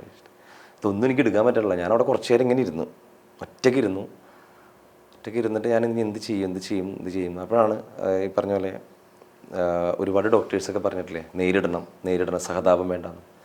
അങ്ങനെ ഞാനത് അച്ഛനോട് പറയണമല്ലോ. ഞങ്ങൾ തിരിച്ച് പോകുന്ന വഴിക്ക് ഞാൻ മിണ്ടല്ല അധികം. പുള്ളിക്ക് ഭയങ്കര മനസ്സിലായെന്ന് തോന്നുന്നു. പുള്ളി ചോദിച്ചു ക്യാൻസർ ആണോടാന്ന് ചോദിച്ചു. അവൻ ചെറിയ അങ്ങനെ എന്തോ ഉണ്ട്, കുഴപ്പമില്ല നമുക്കത് മാറ്റിയെടുക്കാമെന്ന് പറഞ്ഞു. തൽക്കാലം വീട്ടിൽ പറയണ്ട എന്ന് പറഞ്ഞിട്ട് അങ്ങനെ പോവാണ്. പക്ഷെ നമ്മൾ ഒളിച്ചു വെച്ചിട്ട് കാര്യമില്ലല്ലോ. ഞാൻ പറഞ്ഞു കുഴപ്പമില്ല, ചെയ്ത് നമുക്ക് ഒരുമിച്ച് എന്ത് വന്നാലും നമ്മൾ ഒറ്റക്കെട്ടാണല്ലോ ഇത്ര നാൾ, അങ്ങനെ തന്നെ പോട്ടെ എന്ന് പറഞ്ഞിട്ട് അങ്ങനെയാണ് ട്രീറ്റ്മെൻറ്റ് ആരംഭിക്കുന്നതും. ആദ്യം അമൃതയായിരുന്നു, പിന്നെ നമ്മുടെ കയ്യിൽ നിൽക്കാത്തതുകൊണ്ട് ജനറൽ ഹോസ്പിറ്റലായി. അങ്ങനെ ഏകദേശം ഒരു 10-35 കീമോ, ഒരു 42ഓളം റേഡിയേഷനൊക്കെ ചെയ്തു. 2022 അച്ഛൻ മരിക്കുന്നത്. അപ്പോൾ പുള്ളി എപ്പോഴും പറയും എൻ്റെ അച്ഛന് റിലയൻസ് എന്ന് പോലും പറയാൻ അറിയില്ലായിരുന്നു, റിയലൻസ് എന്ന് പറയേണ്ടായിരുന്നുള്ളത്. എൻ്റെ മോൻ റിയലൻസിലാണ് വർക്ക് ചെയ്യണേ, 13,000 ശമ്പളം ഉണ്ടെന്നൊക്കെ പുള്ളി ഡിമാൻഡോടെ പറയുമ്പോൾ നമ്മളന്ന് സന്തോഷിച്ചിട്ട് ഭയങ്കര. അപ്പോൾ പുള്ളി ഇതുപോലെ അത്രയും എനിക്ക് തോന്നുന്നു കീമോ ചെയ്തു തുടങ്ങിയ പിന്നെയാണ് പുള്ളി ജീവിതത്തിൽ ആദ്യമായിട്ട് ലിറ്ററലി പറഞ്ഞ ജ്യൂസ് കുടിക്കുന്നത്. അത്ര നല്ല ജ്യൂസൊന്നും കുടിക്കാത്ത മനുഷ്യനാണ്. മാതളനാരൻ ജ്യൂസ്, പിന്നെ എല്ലാം പാഷൻ ഫ്രൂട്ട് ജ്യൂസൊക്കെ കുടിക്കുന്ന പുള്ളി അന്ന് ആദ്യമായിട്ടാണ് നമ്മൾ നിർബന്ധിച്ച് കുടിപ്പിക്കുന്നത്. അപ്പോൾ ആ ചാപ്റ്റർ അതൊരു ഭയങ്കര മറക്കാനാവാത്തൊരു സംഭവമാണ്. ആ മരണമൊക്കെ ഇതുപോലെ തന്നെ ഭയങ്കരമായിട്ട് ബാധിച്ചു. കാരണം ഞാൻ എല്ലാം അറിഞ്ഞു തുടങ്ങി. എനിക്ക് വില്ലേജ് ഓഫീസിൽ പോയി എന്താ ചെയ്യണമെന്ന് അറിയില്ലായിരുന്നു, പഞ്ചായത്തിൽ പോയി എല്ലാം എന്താ ചെയ്യേണ്ടതെന്ന്. എൻ്റെ വീടിൻ്റെ ആധാരം പോലും ഞാൻ കണ്ടത് അച്ഛൻ മരിച്ച് 1 കൊല്ലം കഴിഞ്ഞതിന് ശേഷമാണ്. കാരണം പുള്ളിയെല്ലാം നോക്കിക്കൊണ്ടിരുന്നത്. പുള്ളിക്ക് അന്നേ ഒരു വിശ്വാസം ഉണ്ടായിരുന്നു എൻ്റെ മോൻ എന്തെങ്കിലും രക്ഷപ്പെടും, 4 ആൾ അറിയുന്നു. അതിനുവേണ്ടി കുറേ പരിശ്രമിച്ചു. ചിലപ്പോൾ പുള്ളി മുകളിലിരുന്നത് കാണുന്നുണ്ടാവും. അപ്പോൾ ഈ ഒരു മൊമെൻറ്റിൽ ഞാൻ ആലോചിക്കുകയാണ്, ഏറ്റവും കൂടുതൽ സന്തോഷിക്കുന്ന അച്ഛൻ തന്നെയായിരിക്കും. അത് കുറച്ച് വർഷങ്ങൾ വേണ്ടി വന്നെങ്കിലും ലൈക്ക് ഇപ്പം ഇങ്ങനെ ഒരു ഇൻ്റർവ്യൂവിൻ്റെ ഒക്കെ ഭാഗമാകാൻ കഴിയുമ്പോൾ ഭയങ്കര സന്തോഷം. ഈ കൊച്ചു സിൻ്റെ മരിക്കണ്ട, ഞാൻ കരയിപ്പിക്കാൻ പറഞ്ഞല്ല, ഞാൻ എൻ്റെ ഒരു വേദി കിട്ടിയപ്പോൾ ഞാൻ ജസ്റ്റ് എക്സ്പ്രസിങ് എന്താണ് ഞാൻ മാത്രല്ല എല്ലാവരും കഴിയുന്നു. അങ്ങനെയല്ല, ഭയങ്കരമായിട്ടും ചിലപ്പോൾ കണക്ട് ചെയ്യാൻ പറ്റും. അപ്പൊ അത് മാത്രല്ല, ഇത് ഭയങ്കരമായിട്ട് പറഞ്ഞു വരുന്നത് ഭയങ്കര കൂളായിട്ട് പറയുകയാണെങ്കിലും അതൊക്കെ റിമൈൻഡ് ചെയ്ത് നോക്കുമ്പോൾ ഭയങ്കര വിഷമം തന്നെയായിരിക്കും. നമ്മൾ എന്ത് പറഞ്ഞാലും നമ്മുടെ ലൈഫ് നമുക്കൊരു സിനിമ ഇഷ്ടപ്പെടുന്ന എന്താ, നമ്മൾ എവിടെയോ കണക്റ്റഡ് ആവുന്നുണ്ടാ. അപ്പം ചിലപ്പോൾ ഞാൻ അച്ഛനെ കുറിച്ച് പറയുമ്പോൾ ഇത് കേൾക്കുന്ന ചിലപ്പോൾ ഒരുപാട് പേർക്ക് ഇങ്ങനത്തെ ഒരുപാട് ഓർമ്മകളുണ്ടാവും. ഇവരെന്ന് പറഞ്ഞിട്ടുണ്ടെങ്കിൽ എന്താ വെച്ചാൽ ഇവർ മര്യാദയ്ക്ക് ഇവർ ആരോഗ്യം നോക്കില്ലെന്നേ. ഇവർ നമുക്ക് വേണ്ടി പണിയെടുത്ത് വരുമ്പോൾ അവരുടെയൊക്കെ കൈ കണ്ടിട്ടുണ്ടോ, പണ്ടത്തെ എല്ലാ അച്ഛന്മാരുടെയും കൈ ഇരിക്കുന്നുണ്ടെങ്കിൽ ഭയങ്കര തഴമ്പായിരിക്കുള്ളൂ കയ്യിലൊക്കെ. എന്ത് പണിയും ചെയ്യുമല്ലോ. അതുപോലെ തന്നെ ആയിരുന്നു ഞാൻ കൊച്ചിലെ ഇറങ്ങില്ല. ഞാൻ ഒരുപാട് ജോലി ചെയ്തിട്ടുണ്ടോ. ഞാൻ എനിക്ക് 10ാം ക്ലാസ്സിൽ പഠിക്കുന്ന സമയത്ത് തുടങ്ങിയിട്ട് ഞാനൊരു കാസറ്റ് കടയിൽ നിൽക്കുന്നു. പിന്നെ കിളക്കാൻ പോയിട്ടുണ്ട്, ഒരു കോട്ടേഴ്സ് മൊത്തം മാവേലിയായിട്ട് പോയിട്ടുണ്ട് നിൽക്കാനായിട്ട് പുറത്തൊരു സൂപ്പർ മാർക്കറ്റിൽ. അതുപോലെ പെയിൻറ്റിങ്ങിന് പോയിട്ടുണ്ട്, പിന്നെ വെൽഡിങ്ങിന് പോയിട്ടുണ്ട്, പാർട്ട് ടൈം ആയിട്ട് പോയിട്ടുണ്ട്. ചെയ്യാത്ത ജോലികളൊന്നുമില്ല, എനിക്കതിൽ ഒരു മടിയിൽ അഭിമാനമുള്ളൂ പറയാനായിട്ട്. അതൊക്കെ കഴിഞ്ഞിട്ടാണ് നമ്മൾ ഈ പറയുന്ന പിന്നെ വോഡഫോണിലേക്കും റിലയൻസിലേക്കും അവിടെ നിന്ന് RJ-യിലേക്കൊക്കെ വന്നത്. ചെയ്യാത്ത പണികളൊന്നുമില്ല. അതുകൊണ്ട് എല്ലാവരോടും നമുക്ക് കാണുമ്പോൾ ഒരു റെസ്പെക്റ്റാണ് ഇവരെയൊക്കെ കാണുമ്പോൾ. ഒന്നാലോചിച്ച് നോക്കുക, ഒരു 7 നില ബിൽഡിങ്ങിൻ്റെ മുകളിൽ നിന്ന് മറ്റേ ഗ്ലാസ്സിനൊക്കെ പെയിൻ്റ് അടിക്കുന്ന ചേട്ടന്മാരുടെ അവസ്ഥ ഒരു കയറിലാണ് ജീവിച്ചിരിക്കുന്നത്. അപ്പോൾ അവർക്ക് നമ്മൾ കൊടുക്കുന്ന റെസ്പെക്റ്റ്, ഇതറിയാവുന്ന ആൾക്കാരെ കൊടുക്കുന്ന റെസ്പെക്റ്റ് ഭയങ്കര ഇരട്ടിയായിരിക്കും. ഇല്ല, ഇറ്റ്സ് ഓക്കെ. ഇത് എനിക്ക് ഇത്രയും ഡീറ്റെയിൽ ആയിട്ട് ഞാൻ ഒരു ഇൻ്റർവ്യൂവിലും പറഞ്ഞിട്ടില്ല, എൻ്റെ ഒരു പേഴ്സണൽ ലൈഫ്. അപ്പോൾ അത് പെട്ടെന്ന് കുറേ ഓർമ്മകൾ വന്നു. നമ്മളിങ്ങനെ എത്ര വാതിലടച്ചിട്ട് കഴിഞ്ഞാലും ശക്തമായിട്ട് മനസ്സിലേക്ക് വീണ്ടും വീണ്ടും വരാൻ ഇഷ്ടപ്പെടുന്ന ഓർമ്മകളുണ്ട്, ഇഷ്ടപ്പെടാത്ത ഓർമ്മകളുണ്ട്. പക്ഷെ ഇപ്പോഴും ഇതൊക്കെ നമ്മൾ അക്സെപ്റ്റ് ചെയ്യുന്നു. ലൈഫ് ഇങ്ങനെയാണോ, ഒന്നും പ്രെഡിക്റ്റബിൾ അല്ല. നാളെ ആരെ കാണും, ആരുണ്ടാവും എന്നൊന്നും അറിയില്ല. എന്തെങ്കിലും ജീവിതത്തിൽ ആഗ്രഹിച്ചിട്ടുണ്ടെങ്കിൽ അത് നേടണം. അത് എന്നാണെങ്കിലും നേടണം. ഇന്ന് നടക്കില്ല, നാളെ നടക്കില്ല, ചിലപ്പോൾ ഒരു 5 കൊല്ലം കഴിഞ്ഞാലും നടക്കില്ല. പക്ഷേ ഡിസപ്പോയിൻറ്റഡ് ആവരുത്. മനസ്സിൻ്റെ ഏതെങ്കിലും ഒരു കോണിൽ, അല്ലെങ്കിൽ ഞാൻ എപ്പോഴും പറയുന്ന ഒരു വടക്ക് കിഴക്ക് ഭാഗത്ത് കുഴിച്ചിട്ടേക്കാം, പഠിച്ചോൻ കേൾക്കും, പിന്നെ നമുക്കൊരു അവസരം തരും. ഞാനൊക്കെ ഇപ്പോൾ ഞാൻ പറഞ്ഞില്ലേ ഏതൊക്കെ മേഖലകൾ താൻ പറഞ്ഞു, ആ മേഖലയിലൊക്കെ ഞാനുണ്ട്, നല്ല വർക്കുകൾ ചെയ്തിട്ടുണ്ട്. പക്ഷേ അറിയപ്പെടുന്നില്ല, അല്ലെങ്കിൽ ഒരു ഓപ്പർച്യൂണിറ്റി കിട്ടുന്നില്ല. ഞാൻ ഇപ്പോഴും പറയുന്നു, കഴിവ് മാത്രം ഉണ്ടായാൽ പോരാ, അവസരം വേണം, ലക്ക് വേണം. അതെനിക്ക് പറയണം, ഭാഗ്യമുണ്ട് ശരിക്കും അല്ലേ, അല്ലെങ്കിൽ ഒരു പാൻ ഇന്ത്യ മൂവി. എക്സാക്ട്ലി, ആ ലക്ക് വന്നത് ഇപ്പോഴാണ്.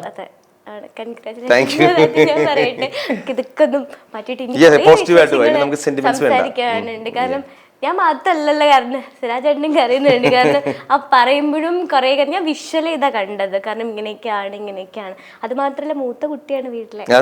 അച്ഛന്റെ സ്ഥാനമാണല്ലോ. സോ ഉത്തരവാദിത്തങ്ങളുണ്ട്. ഇപ്പൊ ഒരു ആദ്യമാണ് അല്ലേ?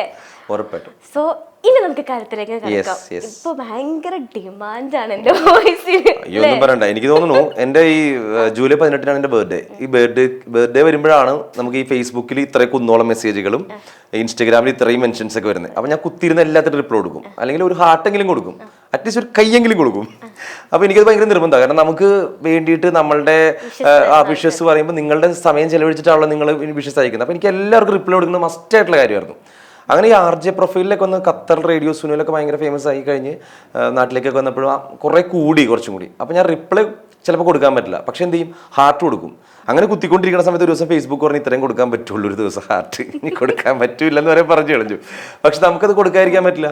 അപ്പം ഞാൻ പറഞ്ഞു വന്നത്, അതിനുശേഷം എനിക്കിതാ ഇന്ന് അല്ലെങ്കിൽ ഈ 2-ാം തീയതി കഴിഞ്ഞിട്ട് വരുന്ന മെൻഷൻസ്, ഇൻസ്റ്റ മെൻഷൻസ്, ഫേസ്ബുക്ക് സ്റ്റോറികൾ, ഫേസ്ബുക്ക് പോസ്റ്റുകൾ, വാട്സപ്പുകൾ, കോളുകൾ. ഞാനിപ്പോൾ തന്നെ ഇവിടെ വണ്ടി ഓടിച്ചു വരുന്ന വഴി എന്നെ 5 പേര് ഇപ്പോൾ വിളിച്ചു. അതിൽ 3 പേരെ തിരിച്ച് വിളിച്ചു പുറത്ത് വെച്ചിട്ട്, ഇനി വിളിക്കണം 2 പേരെ. ഇതൊക്കെ നമ്മൾ ചെയ്യണം. 24 hours നമ്മൾ റിപ്ലൈ കൊടുത്തില്ലെങ്കിൽ അത് അവരെ നമുക്ക് വിലയില്ല, അല്ലെങ്കിൽ വാല്യൂ ഇല്ലെന്നാണ് ഞാൻ വിശ്വസിക്കുന്നത്. ഇഗ്നോർ ചെയ്യാൻ എല്ലാവർക്കും പറ്റുമല്ലോ. പക്ഷെ നമ്മളുടെ എന്താണ്, നീ കൊള്ളാളിയാ, നന്നായിട്ടുണ്ട്. ഇപ്പോൾ ഒരു കൊച്ചു വിളിച്ചിട്ട്, എൻ്റെ നാട്ടിലെ ഒരു പെൺകുട്ടിയാണ് കുറച്ച് മുമ്പ്, ചേട്ടാ എന്ത് സന്തോഷമായി എന്നറിയോ, ചേട്ടൻ രക്ഷപ്പെട്ടാണെന്ന് ഏറ്റവും കൂടുതൽ ആഗ്രഹിക്കുന്നത്. വലിയ ബന്ധോ കാര്യങ്ങൾ അങ്ങനെയല്ല. പക്ഷെ നമ്മളെ എവിടേക്കോ ആരൊക്കെയോ ഇരുന്ന് പ്രാർത്ഥിക്കുകയും ആരൊക്കെയോ നമ്മളെ രക്ഷപ്പെട്ട് കാണണമെന്ന് ആഗ്രഹിക്കുകയും ചെയ്യുന്നുണ്ട്. അത് അങ്ങനെ ഉണ്ടാക്കാൻ പറ്റിയ വലിയ കാര്യമാണ്. അത് മാത്രമല്ല സുരചേട്ടാ, 16 പേരിൽ നിന്നും ഒരാളെ സെലക്ട് ചെയ്തു. നേരത്തെ പറഞ്ഞ പോലെ ലക്കാണ് അല്ലേ? അതും സാധാരണ സെലക്ട് ചെയ്ത ഒരു വ്യക്തി കൂടിയാണ് അല്ലേ? അതിന്റെ ഒരു കഥയുണ്ട്. അതായത് ഈ സിനിമയ്ക്ക് വേണ്ടിയിട്ടാണ് ഞാൻ പോയി വോയിസ് ടെസ്റ്റ് ചെയ്യണമെന്ന് എനിക്ക് അറിയില്ലായിരുന്നു. ഞാൻ എല്ലാ ഇന്റർവ്യൂവിലും പറഞ്ഞിട്ടുള്ള കാര്യമാണ്. ഇതിന്റെ മെയിൻ ആൾക്കാർ 2 പേരെ എപ്പോഴും പറയണം. നമ്മുടെ നിർമ്മൽ MR എന്ന് പറയുന്ന sound engineer cum dubbing artist, Ashwin Khanal എന്ന് പറയുന്ന dubbing artist cum dubbing director. ഇവർ 2 പേരാണ് ഡബിങ് ഡയറക്ടേഴ്സ്. ഈ അശ്വിനാണ് എന്നെ വിളിക്കുന്നത്, ഒരു വോയിസ് ടെസ്റ്റ് ഉണ്ട് വരുമെന്ന് ചോദിച്ചിട്ട് വിളിച്ചു. അങ്ങനെ ഞാൻ ചെല്ലുന്നു. അപ്പോൾ ബ്ലാങ്ക് സ്ക്രീനിൽ ഒന്നുമില്ല, ബ്ലാങ്ക്, വെറും നമ്മുടെ ഡബ് ചെയ്യണ സമയത്ത് ഫ്രണ്ടിലുള്ള ടി വിയിൽ ഒന്നുമില്ല. ഒരു ശബ്ദം കേൾപ്പിച്ചു, എന്നിട്ട് അതിൻ്റെ മലയാളം കേൾപ്പിച്ചു, നിർമ്മൽ പറഞ്ഞിട്ടിരിക്കുന്ന മലയാളം. ആളെ ഇതൊന്ന് പറഞ്ഞേക്കാൻ പറഞ്ഞു. അപ്പോൾ അതിലെ ഫസ്റ്റ് ഡയലോഗ് തന്നെ മറ്റേ ഇതായിരുന്നു, എത്താൻ അല്പം വൈകിയെന്ന് തോന്നുന്നു അല്ലേ, ഇങ്ങനെ ഒരു പരിപാടിയായിരുന്നു. അപ്പം നമ്മളത് ചെയ്തു. പിന്നെ ഒരു അലർച്ച പോലത്തെ ഒരു സാധനം ചെയ്തു. അത് ആ ഡയലോഗ് ഇതായിരുന്നു കേട്ടോ. ഇനി മുതൽ വിളവെടുപ്പിന്റെ 3ാമത്തെ പങ്ക് അതിർത്തിയിൽ വെക്കേണ്ടതില്ല, ഇങ്ങനെ ഒരു സാധനം ചെയ്തു. ഞാൻ പോകുന്നു അത് കഴിഞ്ഞപ്പോൾ. കാരണം ഇത് ഏത് സിനിമയാണെന്ന് പോലും അവർ പറഞ്ഞില്ല. എൻ്റെ അടുത്ത് കാന്താരയൊന്നും പറഞ്ഞില്ലെന്നേ. എന്നോട് പറഞ്ഞതെന്ന് പറഞ്ഞാൽ അളിയാ പറയാം, ഇപ്പം നിലവിൽ അത് ചെയ്, എന്നിട്ട് പോ, നമുക്ക് വിളിക്കാമെന്നൊക്കെ പറഞ്ഞു. അപ്പോൾ ഞാൻ വിചാരിച്ചു ഏതോ സിനിമയുടെ ഒരു ചെറിയ ക്യാരക്ടർ, എന്തെങ്കിലും ആവട്ടെ, നമുക്ക് ജീവിക്കണ്ടേ, വർക്ക് വേണമല്ലോ. അപ്പോൾ ഇത്രയും 2019 തുടങ്ങി ഞാൻ ശിവകാർത്തികേയനെ ഡബ് ചെയ്തിട്ടുണ്ട്, പ്രിൻസിൽ ഉണ്ണിമൂന്നിന് ഡബ് ചെയ്തിട്ടുണ്ട്, പിന്നെ യൂട്യൂബ് സിനിമകൾക്ക് വേണ്ടി വിജയ് സാറിനെ വരെ ഡബ് ചെയ്തിട്ടുണ്ട്. അതൊക്കെ യൂട്യൂബിൽ ചെറിയ സിനിമകൾക്ക് വേണ്ടിയിട്ടാണ്. പിന്നെ അങ്ങനെ നോട്ടബിൾ ആയിട്ടുള്ള ഒരുപാട് വർക്കുകളുണ്ട്. പക്ഷെ വലിയ ഒരു സിനിമയുടെ ഭാഗമാകാനായിട്ട് ഇതുവരെ പറ്റിയിട്ടില്ല. ഭാഗമായിട്ടുണ്ട്, പുഷ്പയിലൊക്കെ ഡബ് ചെയ്തിട്ടുണ്ട്, പുഷ്പ 2-ലൊക്കെ. പക്ഷേ നമുക്കൊരു പറയത്തക്ക ഒരു ക്യാരക്ടർ, ഒരു ഗംഭീര സാധനം അതിലോട്ട് വന്നിട്ടുണ്ടായിരുന്നില്ല. അപ്പോൾ ഞാനതും ആഗ്രഹിച്ചു. ഡബിങ് ആർട്ടിസ്റ്റ് എന്ന് പറയുമ്പോൾ ഇത്രയും ലിസ്റ്റൊക്കെ പറഞ്ഞേക്കാളും ഒരു സിനിമ പറഞ്ഞാലോ. സുരാജേട്ടൻ എല്ലാം ആഗ്രഹിക്കുന്ന ദൈവം കൊടുക്കുന്നു. അത് കുറച്ച് വൈകി. അപ്പൊ ഞാൻ 2019 തുടങ്ങിയിട്ടൊക്കെ ഈ ഫീൽഡിലുണ്ടല്ലോ, എനിക്ക് ഇപ്പോഴല്ലേ കിട്ടി, 6 വർഷം കഴിഞ്ഞിട്ടല്ലേ.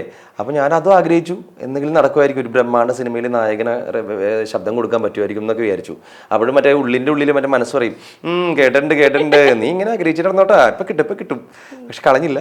ഞാൻ നേരത്തെ പറഞ്ഞ പോലെ കുഴിച്ചിട്ടു, എന്തെങ്കിലും വരുമെന്ന് വിചാരിച്ചു. അങ്ങനെ ഒരു ദിവസം അശ്വിൻ വിളിക്കുകയാണ് എന്നെ. നമ്മളെന്നെടുത്ത വോയിസ് ടെസ്റ്റ് ഓക്കെ ആയിട്ടുണ്ട്, സക്സസ് ആണ്. അപ്പോൾ ഞാൻ ചോദിച്ചു ഏതാ മൂവി അളിയാ? ഒന്നുമില്ല, ചെറിയൊരു സിനിമ, ചെറിയൊരു കഥാപാത്രമാണ്. ഞാൻ നോ പ്രോബ്ലം, പറഞ്ഞോ ഏതാന്ന് പറഞ്ഞോ. എടാ കാന്താര എന്ന് പറഞ്ഞ സിനിമ ഋഷഭ് ഷെട്ടിക്ക് വേണ്ടിയിട്ടാണ് നീ ഡബ് ചെയ്യാൻ പോകുന്നത്. കാന്താര, അവിടെ നിന്നാണ് സാധനം ഗൂസ് ബംസ് ഭയങ്കര.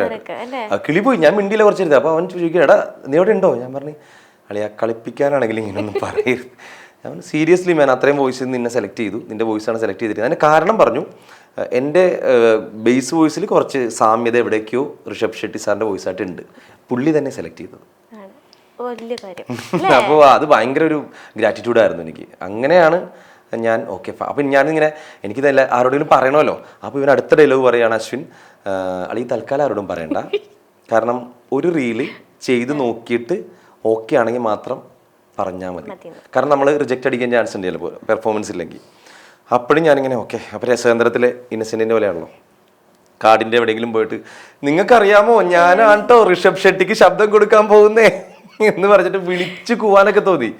പക്ഷേ പിന്നെ അത് കഴിഞ്ഞിട്ട് ഞാൻ സ്പോട്ടിൽ ചെയ്ത കാര്യം നേരെ യൂട്യൂബിൽ പോയിട്ട് കാന്താരയുടെ നമ്മുടെ ഫസ്റ്റ് പാർട്ട് ഇറങ്ങിയല്ലോ, കാന്താര ഫസ്റ്റ് ഇറങ്ങിയല്ലോ, ആ ഫസ്റ്റിൻ്റെ ക്ലൈമാക്സ് ഇരുന്ന് കണ്ടു. ആ മ്യൂസിക്കൊക്കെ അതൊക്കെ കണ്ട് നമ്മൾ ആ മൂഡിലേക്ക് അങ്ങോട്ട് എത്തി. പിന്നെ ഒരു ദിവസം പോയി ഡബ് ചെയ്തു, സെറ്റ്. അങ്ങനെയാണ് ഈ സിനിമയിലേക്ക് വരുന്നത്. ശരിക്കും ഇപ്പം ഈ ഒരു എന്താ പറയുക, നമുക്കത് കാണുമ്പോൾ ഒരിക്കലും ഒരു ഡിസ്മാച്ചോ അല്ലെങ്കിൽ നല്ല രസത്തോടെ ഞാൻ പറയുകയും ചെയ്യും ഭയങ്കര ഇഷ്ടമായി എന്ന് പറയാനുണ്ടായിരുന്നു. കാരണം ഭയങ്കര നമുക്ക് പെട്ടെന്ന് അക്സെപ്റ്റ് ചെയ്യാൻ പറ്റും ആ ഒരു വോയിസ് അല്ലേ. എല്ലാവർക്കും ഇങ്ങനെ റിപ്ലൈ കൊടുക്കുന്ന കിട്ടത്തില്ല. പിന്നെ അല്ല എന്താ അറിയോ, അതിൽ കുറെ മെസ്സേജുകൾ വരുന്നത് അത് തന്നെ പറയുന്നത്. ഇപ്പൊ എന്നെ അറിയാവുന്നവരില്ലേ, എന്നെ അറിയാവുന്നവർക്ക് കുറച്ചു നേരം ഋഷഭ് ഷെട്ടി ഞാൻ തന്നെയായിരുന്നു, കുറച്ചൊരു 1 മിനിറ്റോ സംതിങ്ങിലേക്ക്. അത് കഴിഞ്ഞ് പിന്നെ മാറും, ആ ഡയലോഗൊക്കെ ഞാൻ തന്നെ, എൻ്റെ വോയിസ് തന്നെ ആയിരിക്കും. പക്ഷെ അതല്ലാതെങ്കിൽ മാറും. അങ്ങനെ മൊത്തത്തിൽ സിനിമ ഓടിക്കൊണ്ടിരിക്കുന്ന സമയത്ത് ട്രാക്കിലേക്ക് എത്തിക്കഴിഞ്ഞാൽ പിന്നെ ഋഷഭ് ഷെട്ടി തന്നെ, അതായത് അദ്ദേഹം തന്നെ സംസാരിക്കുന്നതായിട്ട് തോന്നിയെന്നാണ് എനിക്ക് കിട്ടിയ ഏറ്റവും വലിയ കമൻസുകൾ കേട്ടോ. ഭയങ്കര വലിയ വാല്യുബിൾ കമൻസുകൾ എന്ന് പറഞ്ഞാൽ നിങ്ങളുടെ വോയിസ് തമ്മിൽ മിസ്മാച്ച് ഇല്ല എന്നുള്ളതാണ് ഭയങ്കര പരിപാടി. അത് ശരിക്കും അങ്ങനെ കേൾക്കുന്നത് തന്നെ വലിയൊരു കാര്യമാണ് അല്ലേ. അയ്യോ വലിയതോ, അത് ரொம்ப വലുത്. ഇനി എനിക്ക് പറയാനുള്ളത്, നമുക്കൊരു ഡയലോഗ് ഒന്ന് കേൾക്കാം. അതിലാണോ ഫേവറേറ്റ് ആയിട്ടുള്ള ഒരു എന്തെങ്കിലും? എന്താ അറിയോ, ഇതില് ബേസിക്കലി എന്ന് പറഞ്ഞാൽ നമുക്ക് മറ്റേ ഈ എന്താണ് ബാഹുബലി പോലത്തെ അല്ലെങ്കിൽ KGF പോലത്തെ അങ്ങനെ വലിയ ഡയലോഗുകൾ, നോട്ടബിൾ സാധനങ്ങളൊന്നും ഇല്ല. ഞാനിപ്പോൾ ഈ പറഞ്ഞ പോലത്തെ ഡയലോഗുകളാണ്. അതിൽ ഒരെണ്ണം ഇതാണ്, ഞങ്ങളെ കാണാൻ നിങ്ങൾ വന്നില്ലേ, അപ്പം നിങ്ങളെ കാണാൻ ഞങ്ങൾക്കും വന്നൂടെ, ഇങ്ങനെ ഒരു സാധനമുണ്ട്. അതുപോലെ കെട്ടിയിട്ട് തല്ലുന്നോടാ എരപ്പാളി എന്ന് പറയുന്നൊരു സാധനമൊക്കെ അതിലുണ്ട്. പിന്നെ ലാസ്റ്റ് ഒരു ഏറ്റവും ക്ലൈമാക്സിൽ ഒരു സാധനം ഉണ്ടല്ലോ, മറ്റേ വെളിച്ചമേ പ്രകാശമേ എന്ന് വിളിച്ചിട്ട് ഇത് ദർശനം എന്നൊക്കെ പറഞ്ഞിട്ടൊരു പരിപാടി ഉണ്ട്. അങ്ങനെ ഈ പറയത്തക്ക ഡയലോഗുകളിൽ ഇതൊക്കെയാണ് ഞാൻ ചെയ്തിട്ടുള്ളത്. അതായത് നമുക്കങ്ങനെ ബൈഹാർട്ട് ചെയ്യാൻ പറ്റിയിട്ടില്ല എനിക്ക്, ബിക്കോസ് ട്രെയിലറിലുള്ള ഡയലോഗുകളാണ് ഞാൻ പഠിച്ചു വെച്ചത്. അതിൽ ആദ്യത്തെയാണ് ഞാൻ പറഞ്ഞ ഫസ്റ്റ് സീക്വൻസ് ഇല്ലേ, തൂങ്ങി വന്നിട്ട് അദ്ദേഹം റോപ്പിൽ കാട്ടിലെ ഫൈറ്റ് സീനിൻ്റെ ഇടയിൽ തൂങ്ങി വന്നിട്ട് പറയുന്ന ഡയലോഗാണ്, എത്താൻ അല്പം വൈകിയെന്ന് തോന്നുന്നു അല്ലേ എന്ന് പറയുന്നൊരു സാധനം. ഇനി എനിക്കൊരു റിക്വസ്റ്റും കൂടെ ഉണ്ട്, അത് സുരാജ് ചേട്ടൻ സാധിച്ചു. എന്താണാവോ ദൈവം. അല്ല ഇപ്പൊ സിമ്പിൾ ആയിട്ട് പറ്റും. ഇപ്പൊ ദൈവം നമ്മൾ എന്ത് ആഗ്രഹിച്ചാലും തരുന്ന പോലെ ആങ്കർ ചോദിക്കുമ്പോൾ കൊടുക്കേണ്ട റെസ്പോൺസിബിലിറ്റി. മിമിക്രി പണ്ട് ഒരുപാട് ചെയ്തിരുന്നു. പണ്ട് മീൻസ് നമ്മൾ വലിയ സ്റ്റേജുകളിൽ പോയിട്ടുള്ള പരിപാടിയല്ല. നമുക്ക് ഈ റേഡിയോയിലേക്ക് വേണ്ട ചില കോമഡി സ്പാർക്ലേഴ്സ് ഒക്കെ എഴുതിയിരുന്നത് ഞാനാണ്. മിസ്റ്റർ ലെവനൊക്കെ എഴുതിയിരുന്നത് ഞാനായിരുന്നു. അപ്പോൾ ആ സമയത്ത് അതിന് വേണ്ടിയിട്ട് കുറച്ച് മിമിക്രി ചെയ്തിരുന്നു.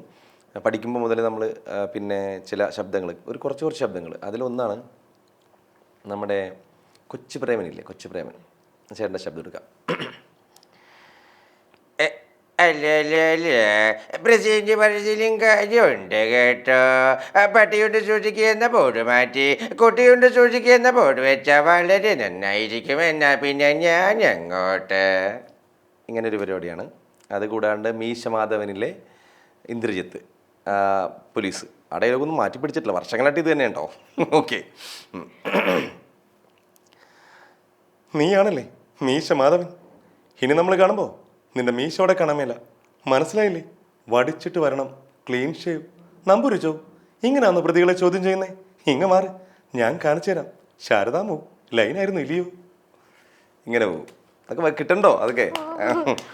പിന്നെ അമർ അക്ബർ അന്തോണിയിലെ ശശി കലിംഗ ഇല്ലേ, നിന്നോട് ഞാൻ ഈ ഡ്രസ് എടുക്കാൻ ഞാനോടാ പറഞ്ഞത്, പാർട്ടി വെയർ എടുക്കാൻ എന്നോടാ പറഞ്ഞത് എന്ന് പറയുന്ന ഒരു മോഡുലേഷനിൽ അങ്ങനെ പോകും. പിന്നെ പഴയ നമ്മുടെ ജയൻ അദ്ദേഹത്തിൻ്റെ ഒരു ശബ്ദം ഉണ്ടല്ലോ. What did you say? Beggars. Maybe we are poor. Coolies. Role players. But we are not beggars. You enjoy this status because of our certain blood. If you dare to say that word once more, I will pull out your bloody tongue. ഇങ്ങനത്തെ പരിപാടി പിടിക്കും. പിന്നെ ഏതായിരുന്നു, പിന്നെ ഈ തട്ടത്തിൻ മറയത്തിലൊരു ഡയലോഗില്ലേ, അത് ഞാൻ music ഇട്ട് പറഞ്ഞു വന്നൊരു സാധനമാണ്. ഇൻസ്റ്റയിലൊക്കെ എടുപ്പുണ്ടെന്നാണ് എൻ്റെ നിവിൻ പോളിയുടെ. അതിങ്ങനെയായിരുന്നു. ഓക്കെ, പയ്യന്നൂർ കോളേജിൻ്റെ വരാന്തയിലൂടെ ഞാനും യേശു നടന്നു. സോറി കേട്ടോ, കിട്ടുന്നില്ല. എനിക്ക് തോന്നുന്നു AC-യുടെ എന്തോ ഒരു സ്ക്രാച്ച് വന്നിട്ട് ഒന്നൊരു പോകട്ടെ. റെഡി. പയ്യന്നൂർ കോളേജിൻ്റെ വരാന്തയിലൂടെ ഞാനും യേശു നടന്നു. വടക്കൻ കേരളത്തിൽ മാത്രം കണ്ടുവരുന്നൊരു പ്രത്യേകതരം പാതിരക്കാറ്റുണ്ട്. അതവളുടെ തട്ടത്തിലെ മുടിയിലൊക്കെ തട്ടിത്തടഞ്ഞ് നടക്കുന്നുണ്ടായിരുന്നു. ഇരുട്ടിൽ നിന്നും വെളിച്ചത്തിലേക്ക് ഓരോടി നടക്കുമ്പോഴും അവളുടെ മഞ്ച് കൂടിക്കൂടി വന്നു.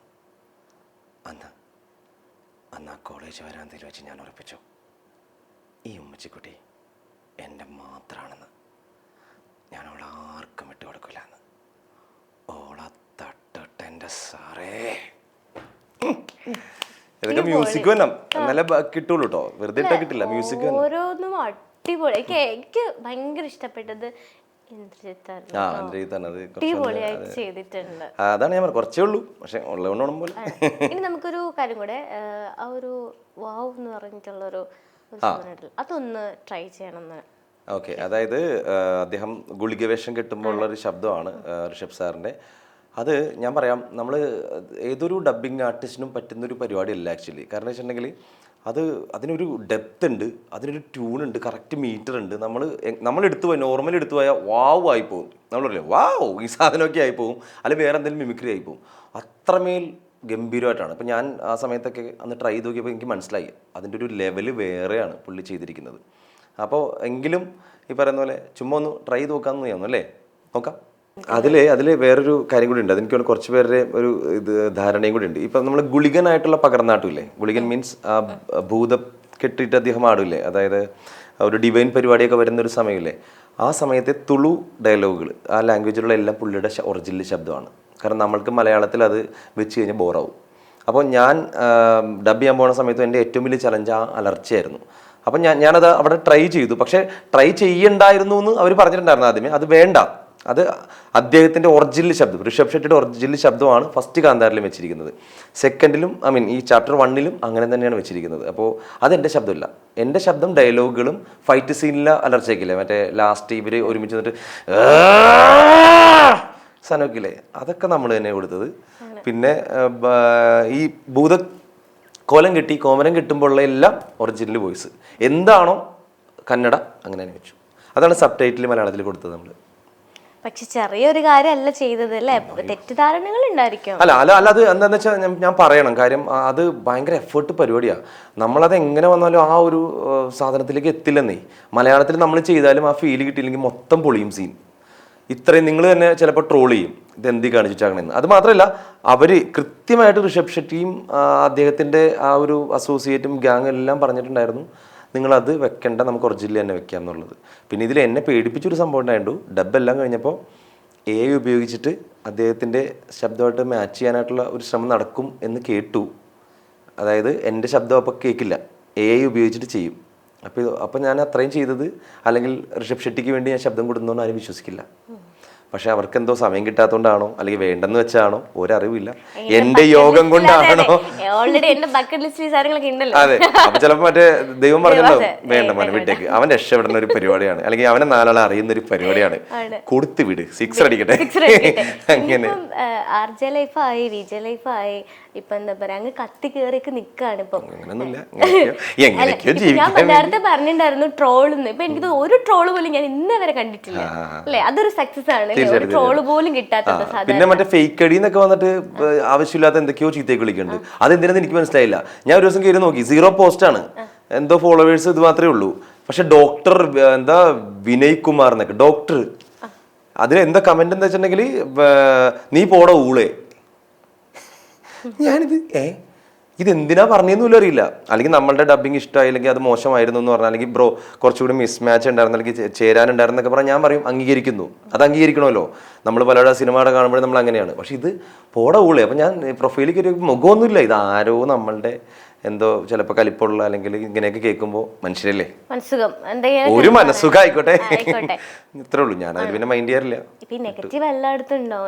അല്ല, 99% പോസിറ്റീവാണ് സൂര്യ, 99% നല്ലതാണ് എനിക്ക് കിട്ടിയിരിക്കുന്നത്. 1% മാത്രമേ ഉള്ളൂ ഈ പറഞ്ഞ പരിപാടികളൊക്കെ വന്നിരിക്കുന്നത്. കാരണം നമ്മൾ ഡബ് ചെയ്യുമ്പോൾ നമ്മളോട് പറഞ്ഞ കാര്യം എന്താണെന്നറിയോ, നാച്ചുറൽ ആയിരിക്കണം, വലിയ മാസ് പരിപാടി പിടിക്കരുത്. അതായത് ഇപ്പോൾ നമ്മൾ ദേവസേനേ ഇതൊന്നും പിടിക്കാൻ പാടില്ല. അതായത് ബാഹുബലിയിൽ പറഞ്ഞതും പുഷ്പയിലും അല്ലെ അങ്ങനെയുള്ള സാധനങ്ങൾ നീട്ടിക്കുറയ്ക്കലല്ലേ കുറച്ച് ഡയലോഗ് പറയുന്ന സമയത്തൊക്കെ. ഇവന്റെ കൈവിരലല്ല ഇവന്റെ കൈവിരലല്ല തലയാണ് വെട്ടേണ്ടത് എന്ന് പറഞ്ഞിട്ട് സാധനമൊക്കെ ഇല്ലേ, അങ്ങനത്തെ ഇതൊന്നും ഇല്ല ഇതിലില്ലേ. ഇതിലൊരു സാധാരണ കുറേ കാട്ടുജനതയുടെ ഒരു നേതാവായിട്ട് അവർക്ക് വേണ്ടി നിലകൊള്ളുന്ന ബെർമെ എന്ന കഥാപാത്രമാണ്. അപ്പോൾ വളരെ സ്വാഭാവികമായിട്ടും നാച്ചുറലായിട്ട് സംസാരിക്കുക, കൂടുതൽ ബേസ് പിടിച്ചുള്ള, ഈവൻ മൈക്കിൻ്റെ അടുത്ത് വന്ന് ഹസ്കി വോയിസ് പോലും വേണ്ടെന്ന് പറഞ്ഞു. ഡബ്ബിങ് ഡയറക്ടേഴ്സിനും അവർക്കും ഭയങ്കര നിർബന്ധമായിരുന്നത്. അപ്പോൾ അശ്വിനും നിർമ്മലൊക്കെ അതിന് കുറേ പണിയെടുത്തിട്ടുണ്ട്. ഇപ്പോൾ ചില ടേക്കുകളൊക്കെ നമ്മൾ അത്രത്തോളം പക്ക എത്താൻ വേണ്ടിയിട്ട് പിന്നെ വരെയും ഡബ് ചെയ്തിട്ടുണ്ട്. 1:45, 2 മണിയിലേക്ക് ഡബ് ചെയ്തിട്ടുണ്ട്. അത്രയും ഇതിൻ്റെ പുറകിൽ കുറച്ച് പരിപാടിയുണ്ട്. നമ്മൾ ഓർത്ത് കഴിഞ്ഞാൽ, കാരണം ഞാനിവിടെ ജോലി ചെയ്യും കൂടിയാണല്ലോ റെഡ് FM. അപ്പോൾ ഈ ജോലി കഴിഞ്ഞിട്ടാണ് ഈ ഡബ്ബിങ് എല്ലാം നടക്കുന്നത്. പിന്നെ സാറ്റർഡേ സൺഡേസ് ആണ് നമ്മൾ സാധാരണ ചെയ്യുന്നത്. ഇപ്പം പറയുകയാണെങ്കിൽ നമ്മളിപ്പോൾ അഭിനയിക്കുന്നത് പോലെ ഭയങ്കര ബുദ്ധിമുട്ടുള്ള ഒരു മറ്റൊരു കാര്യം കൂടിയാണ് ഈ രണ്ടാമത് അഭിനയിക്കാന്ന് പറയും, ശബ്ദം കൊടുക്കാന്ന് പറയുന്നത്. അപ്പോൾ സീൻസ് എല്ലാം കാണിച്ചിട്ടാണ് നമ്മൾ ചെയ്യുക. അപ്പോൾ അതിൽ കാണുമ്പോൾ പെട്ടെന്ന് പേടി തോന്നിയിട്ടുള്ള ഏതെങ്കിലും സീൻസ് ഉണ്ടായിട്ടുണ്ടോ സുരാജേട്ടന്?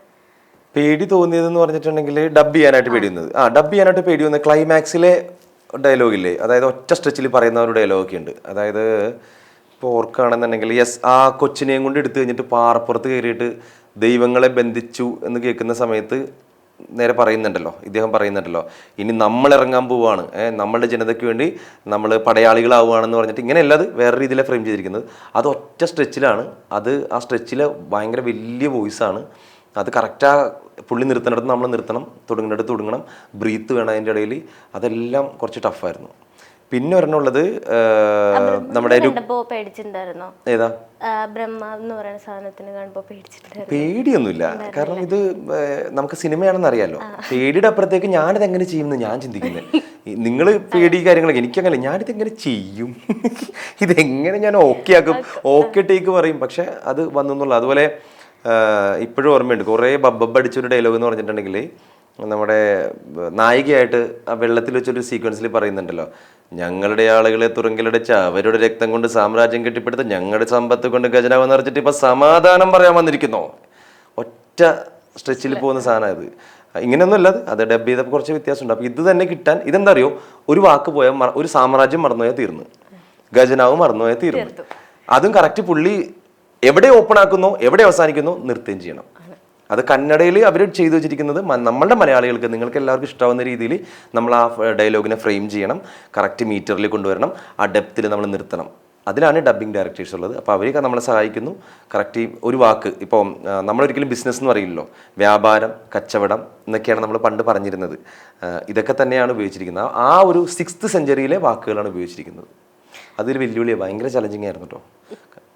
ശരിക്കും വെല്ലുവിളിയായിരുന്നു. കാരണം ഇത് കഴിഞ്ഞ ശേഷം ഋഷഭ് സാർ എപ്പോഴെങ്കിലും വിളിച്ചിട്ടുണ്ടായിരുന്നു? ഇല്ല, അങ്ങനെ കോൺടാക്ട് ചെയ്യാറായിട്ടില്ല. മിക്കവാറും പ്രൊമോഷന് വരാൻ സാധ്യതയുണ്ട്. ഇപ്പൊ ഞാൻ ആക്ച്വലി നമ്മളിന്ന് ഇന്റർവ്യൂ എടുക്കുന്ന സമയത്ത് അദ്ദേഹത്തിൻ്റെ ഒരു ഫോട്ടോ പോസ്റ്റ് ചെയ്തു.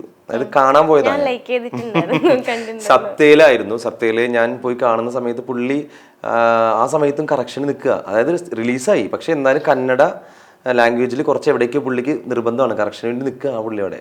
ആരെങ്കിലും ചെയ്യോ? സിനിമ ഇറങ്ങിയ പിന്നെ കഴിഞ്ഞ് പോയില്ലേ, പുള്ളി എവിടേക്കോ ചെറിയ കറക്ഷൻ വേണ്ടി പുള്ളി വീണ്ടും ചെയ്തുകൊണ്ടിരിക്കുക, വീണ്ടും കണ്ട് വീണ്ടും ചെയ്തുകൊണ്ടിരിക്കുക. അത്രയും ഡെഡിക്കേഷൻ. 5 വർഷമാണ് ഒരു സിനിമയ്ക്ക് വേണ്ടിയിട്ട് പുള്ളി കളയാന്ന് പറഞ്ഞാൽ. 3 വർഷം വീട്ടിൽ നിന്ന് മാറിയിരുന്നു.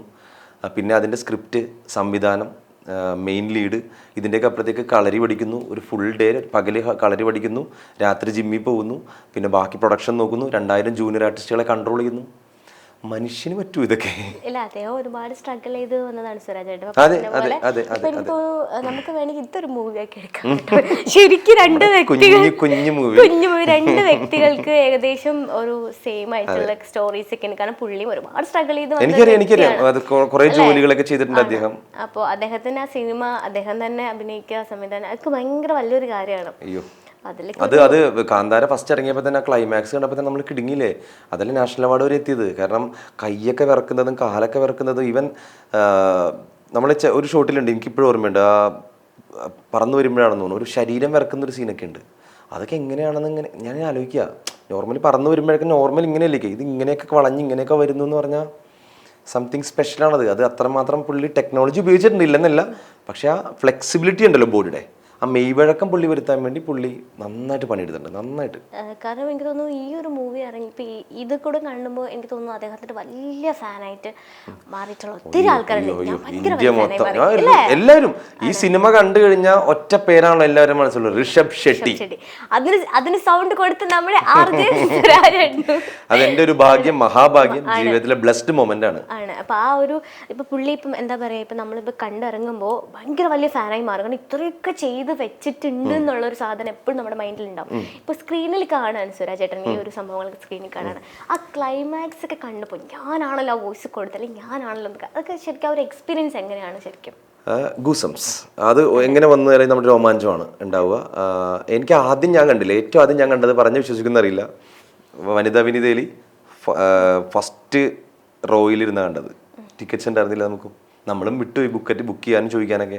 നമ്മുടെ ഏറ്റവും ആദ്യത്തെ 4-ാമത്തെ സീറ്റിൽ ഞാൻ, 5-ാമത്തേൽ അശ്വിൻ, 6-ാമത്തേൽ നിർമ്മൽ, ഇങ്ങനെ ഇരുന്ന് കണ്ടേ.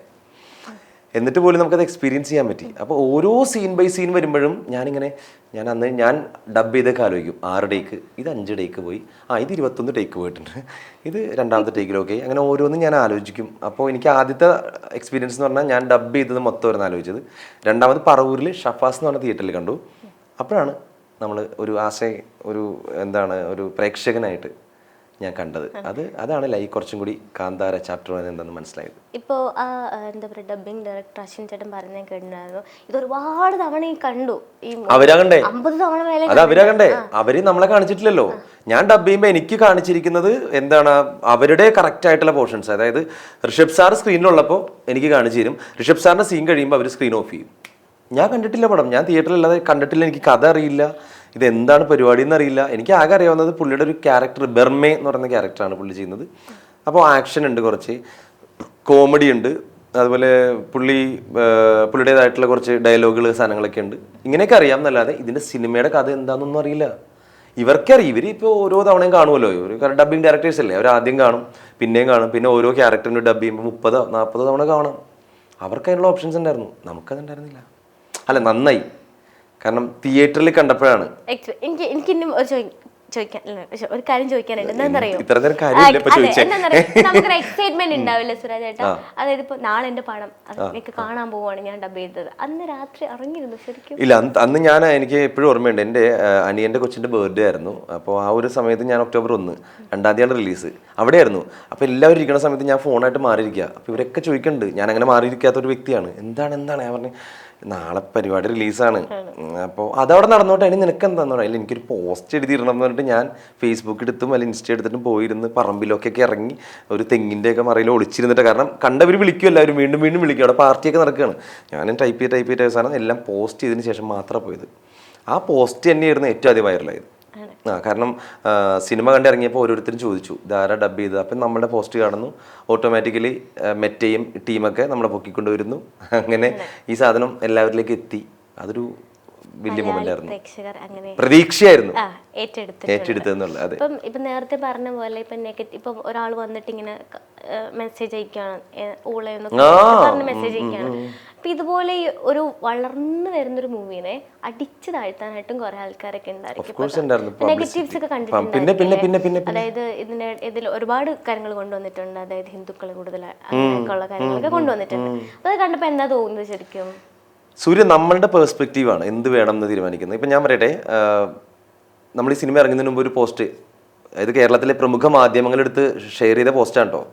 മാംസാഹാരം കഴിച്ചുകൊണ്ട് കാന്താര കാണാൻ പോകരുത്, മദ്യപിച്ചുകൊണ്ട് കാന്താര കാണാൻ പോകരുത്, ഇതെല്ലാം നിങ്ങൾ സമ്മതിക്കുകയാണെങ്കിൽ ഗൂഗിൾ ഫോമിൽ സൈൻ ചെയ്തതിന് ശേഷം മാത്രം നിങ്ങൾ കാന്താര കാണാൻ പോവുക എന്ന് പറഞ്ഞിട്ട് പോസ്റ്റ്. ഇതവരിട്ടോട്ടെ, ഇതിൻ്റെ താഴെ പ്രബുദ്ധരായ മലയാളികൾ എന്താ ചെയ്തേക്കണേ, എങ്കിൽ എനിക്ക് പോകാൻ സൗകര്യമില്ല, ഐ ബോയ്ക്കോട്ട്, ഞാൻ പോകുന്നില്ല. ഞാൻ ആലോചിക്കുക, ഈ പറയുന്ന ഋഷഭ് ഷെട്ടി തന്നെ പത്രസമ്മേളനത്തിൽ ഏറ്റവും ആദ്യം പറഞ്ഞത് ഇതെല്ലാം ഫേക്ക് ചേട്ടാ എന്നാ പറഞ്ഞേ. അപ്പൊ ഞാൻ പറഞ്ഞില്ലേ, ഇപ്പൊ സൂര്യക്ക് വേണമെങ്കിൽ നാളെ ഒരു പോസ്റ്റ് ഇടാം എന്നെ കുറിച്ചിട്ട്, അത് നമ്മളെല്ലാവരും വിശ്വസിക്കും. പോട്ടെ, 100-ൽ എത്ര പേര്, ഒരു കുറഞ്ഞത് 10-15 പേരെങ്കിലും വിശ്വസിക്കുമോ? ബാക്കി എന്നോട് ചിലപ്പോൾ ചോദിക്കുക, അല്ലെങ്കിൽ എന്നോട് ബന്ധമുള്ള ആൾക്കാർ, പരിചയമുള്ള ആൾക്കാരൊക്കെ ആണെങ്കിൽ എന്നോട് നമ്മൾക്ക് അറിയാൻ പറ്റും. ആർക്കും ആരെയും വേദനിപ്പിക്കാനും ഏറ്റവും കൂടുതൽ ഒരു സൈബർ ബുള്ളിങ് കൃത്യമായിട്ട് കൊടുക്കാനും കഴിയുന്ന ഒരു ഇടമാണ് സോഷ്യൽ മീഡിയ. കാരണം ആർക്കും ഫേസ് ഇല്ല. ഈടുന്ന് ഞാൻ ഈ പറഞ്ഞ ഡോക്ടർ സനോജ്, എന്താ അയാൾക്ക് പോലും ഫേസ് ഇല്ല. അവിടെ ആരാണെന്ന് അറിയില്ലല്ലോ. ഒരു എത്ര അക്കൗണ്ട് നമ്മളുടെയൊക്കെ ഫോണിൽ വേണമെങ്കിൽ ഉണ്ടാക്കാം, ഫേക്ക് അക്കൗണ്ട്. അപ്പൊ എന്തും ചെയ്യാം. ഞാൻ ആലോചിക്കുക, നമുക്ക് ഒരെണ്ണം കൊണ്ട് തന്നെ ഇവിടെ ജീവിക്കാൻ പറ്റില്ല, 5, 10 ഇതെങ്ങനെ ഡെയിലി ഇടുന്നതാണ് ഞാൻ എന്നെ അത്ഭുതപ്പെടുത്തിയാലും അതാണ്.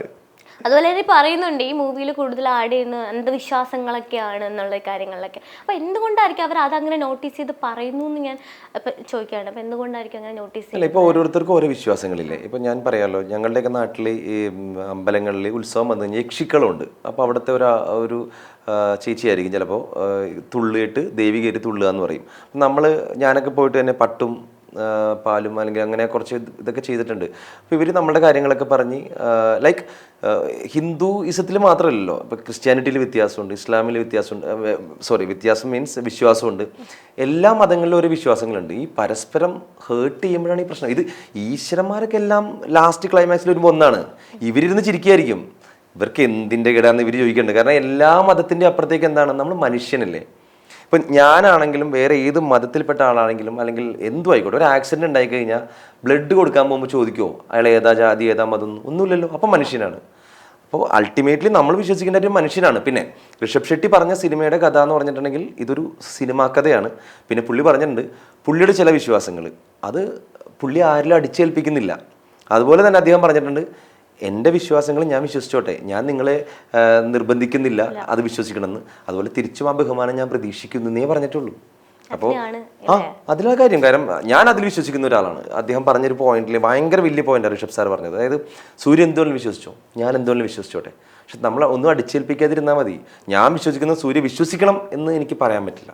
അങ്ങനെ പറഞ്ഞു കഴിഞ്ഞാൽ പിന്നെ അവിടെ മനുഷ്യം അല്ലെങ്കിൽ മനുഷ്യത്വമൊക്കെ നഷ്ടപ്പെടും. അപ്പം നമ്മൾ ഈ പറഞ്ഞ മതം ജാതി അതൊക്കെ ആയിട്ട് പോകും. എന്തിനാ? എല്ലാത്തിൻ്റെ അപ്പുറം ഒരു മനുഷ്യനാണ്. ആ മനുഷ്യന് കൊടുക്കുന്ന ഒരു വിലയുണ്ട്.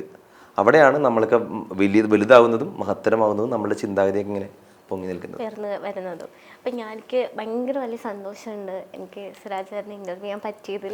കാരണം ഞാൻ സ്കൂളിൽ കോളേജിലൊക്കെ പഠിച്ചപ്പോൾ എനിക്ക് ഭയങ്കര ആഗ്രഹമായിരുന്നു ഒരു ആർജ ആവണമെന്ന്. ഓ അത് ശരി. സോ ടീച്ചേഴ്സൊക്കെ ഇങ്ങനെ സപ്പോർട്ട്, ഞാൻ എല്ലായിടത്തും ഓഡിഷൻസിനൊക്കെ പോകും കേട്ടോ, ഞാൻ പറയാണ്. പക്ഷേ ഞാൻ കോളേജിൽ പഠിക്കുന്ന ഒരു കുട്ടിയായതുകൊണ്ട് എന്നെ റിജക്ട് ചെയ്തിട്ടുണ്ട്. അപ്പം എനിക്ക് ഭയങ്കര ആഗ്രഹം, പിന്നെ ഇങ്ങനെ അൺഎക്സ്പെക്ടഡ് പിന്നെ ഒരു വിജയ് മാറി. സോ ഒരു ആർജനെ ഞാൻ ആദ്യമായിട്ടാണ് ഇന്റർവ്യൂ ചെയ്യുന്നത്, ഭയങ്കര സന്തോഷമുണ്ട്. സോ അതെ, ഇതുപോലെ ബക്കറ്റ് ലിസ്റ്റിൽ ഞാൻ വെക്കുകയാണ്. ആഗ്രഹിച്ചോളൂ, ഉറപ്പായിട്ട് നടക്കും. കാരണം എനിക്ക് തോന്നുന്നു ഇപ്പോഴത്തെ ഒരു കാലഘട്ടത്തിൽ കാലം മാറിയപ്പോൾ പണ്ടാണെങ്കിൽ RJ എടുക്കുക എങ്ങനെയാണെന്നറിയോ, നന്നായിട്ട് സംസാരിക്കുക. പണ്ടൊക്കെ നല്ല ശബ്ദവും കൂടി നോക്കുമായിരുന്നു. ഇപ്പോൾ കാലഘട്ടം മാറിയപ്പോൾ അങ്ങനെയല്ല. സോഷ്യൽ മീഡിയയിൽ ആക്റ്റീവ് ആണോ, വീഡിയോ ചെയ്യുമോ, റീൽസ് എടുക്കുമോ തുടങ്ങിയ കാര്യങ്ങളൊക്കെ നോക്കും ഒരു RJ എടുക്കുമ്പോൾ. അപ്പോൾ ഒരു സൈഡ് ഓക്കെ അല്ലേ, എല്ലാം ടിക്കറ്റ് വെക്കട്ടെ, ഇതെല്ലാം ഓക്കെയാണ്. ബാക്കി സൈഡ് മാത്രം നോക്കിയാൽ മതി. നമ്മളൊരു ഒരു ഒരു ഡയലോഗ് തരുമ്പോൾ അതെങ്ങനെ പ്രസന്റ് ചെയ്യുന്നു. ഇപ്പൊ ചിലപ്പോൾ ഒരു ഒറ്റ വാക്കുള്ളൂ, ഉണ്ടംപുരി, അതിനെക്കുറിച്ച് നമ്മൾ സംസാരിക്കണം. അത് രസകരമായിട്ട് സംസാരിക്കണം, ഏത് രീതിയിൽ വേണം സംസാരിക്കണം, അതൊക്കെ മറ്റേ സൂര്യയുടെ ഇഷ്ടമാണ്. പക്ഷെ ആൾക്കാർക്ക് അവരെ വെറുപ്പിക്കരുത്, ബോറടിപ്പിക്കരുത്. വൈകുന്നേരം ഡ്രൈവ് ടൈമിൽ നമ്മൾ പറയുന്ന കുറേ കാര്യങ്ങൾ കേൾക്കുമ്പോൾ റിലേറ്റ് ചെയ്യാൻ പറ്റണം, ഗെയിമിൽ പങ്കെടുക്കാൻ പറ്റണം, അവർക്ക് രസമായിട്ട് തോന്നണം. നമ്മളൊന്ന് മോഡുലേറ്റ് ചെയ്യണം. ശബ്ദം എപ്പോഴും മോഡുലേറ്റ് ചെയ്തുകൊണ്ടിരിക്കണം. ഭയങ്കര ഒച്ചയിൽ തന്നെ പറയരുത്, ഭയങ്കര സോഫ്റ്റായിട്ടും പറയാം, അതുപോലെ കാമായിട്ടും പറയാം. പിന്നെ രാത്രി ആയി കഴിഞ്ഞാൽ നമ്മൾ സൂപ്പർ ഹിറ്റ്സ് 93.5 Red FM കേട്ടുകൊണ്ടിരിക്കുന്നത് അമൂല്യ രാഗങ്ങളാണ്, കൂടെ ഞാൻ സുരാജ് എന്നും പറയാം. അതുപോലെ അല്ലെങ്കിൽ കുറച്ച് വൈകുന്നേരം ആയി കഴിഞ്ഞിട്ടുണ്ടെങ്കിൽ ഹായ് ഹലോ നമസ്കാരം, സൂപ്പർ ഹിറ്റ്സ് 93.5 Red FM കേട്ടുകൊണ്ടിരിക്കുന്നത് KL 935 ആണ്, കൂടെ ഞാൻ സുരാജ്. നമ്മളിങ്ങനെ കൊച്ചി വിശേഷങ്ങൾ പറഞ്ഞുകൊണ്ടിരിക്കുന്ന സമയത്ത് ഇതാ ഒരു കൊച്ചു നമ്മളുടെ കൂടെ ഉണ്ട്. ഹായ് സൂര്യ. ഹലോ. ഇങ്ങനെയും പറയാം. അപ്പോൾ ഏത് രീതിയിൽ വേണമെങ്കിലും നമുക്ക് മോഡുലേറ്റ് ചെയ്യാൻ കഴിയണം. അതിപ്പോൾ ഒരു ബുക്ക് റീഡിംഗ് ആണെങ്കിലും വേറെയാണ്. ഈവൻ പരസ്യത്തിലേക്ക് വരുമ്പോൾ ഇങ്ങനെയല്ല. പരസ്യത്തിലേക്ക് വരുമ്പോൾ ഇപ്പോൾ ഗോപുനന്ദിലെ ജിമാർട്ട് കേരളത്തിൽ എല്ലായിടത്തും അല്ല, അത് വേറൊരു മോഡുലേഷനായി.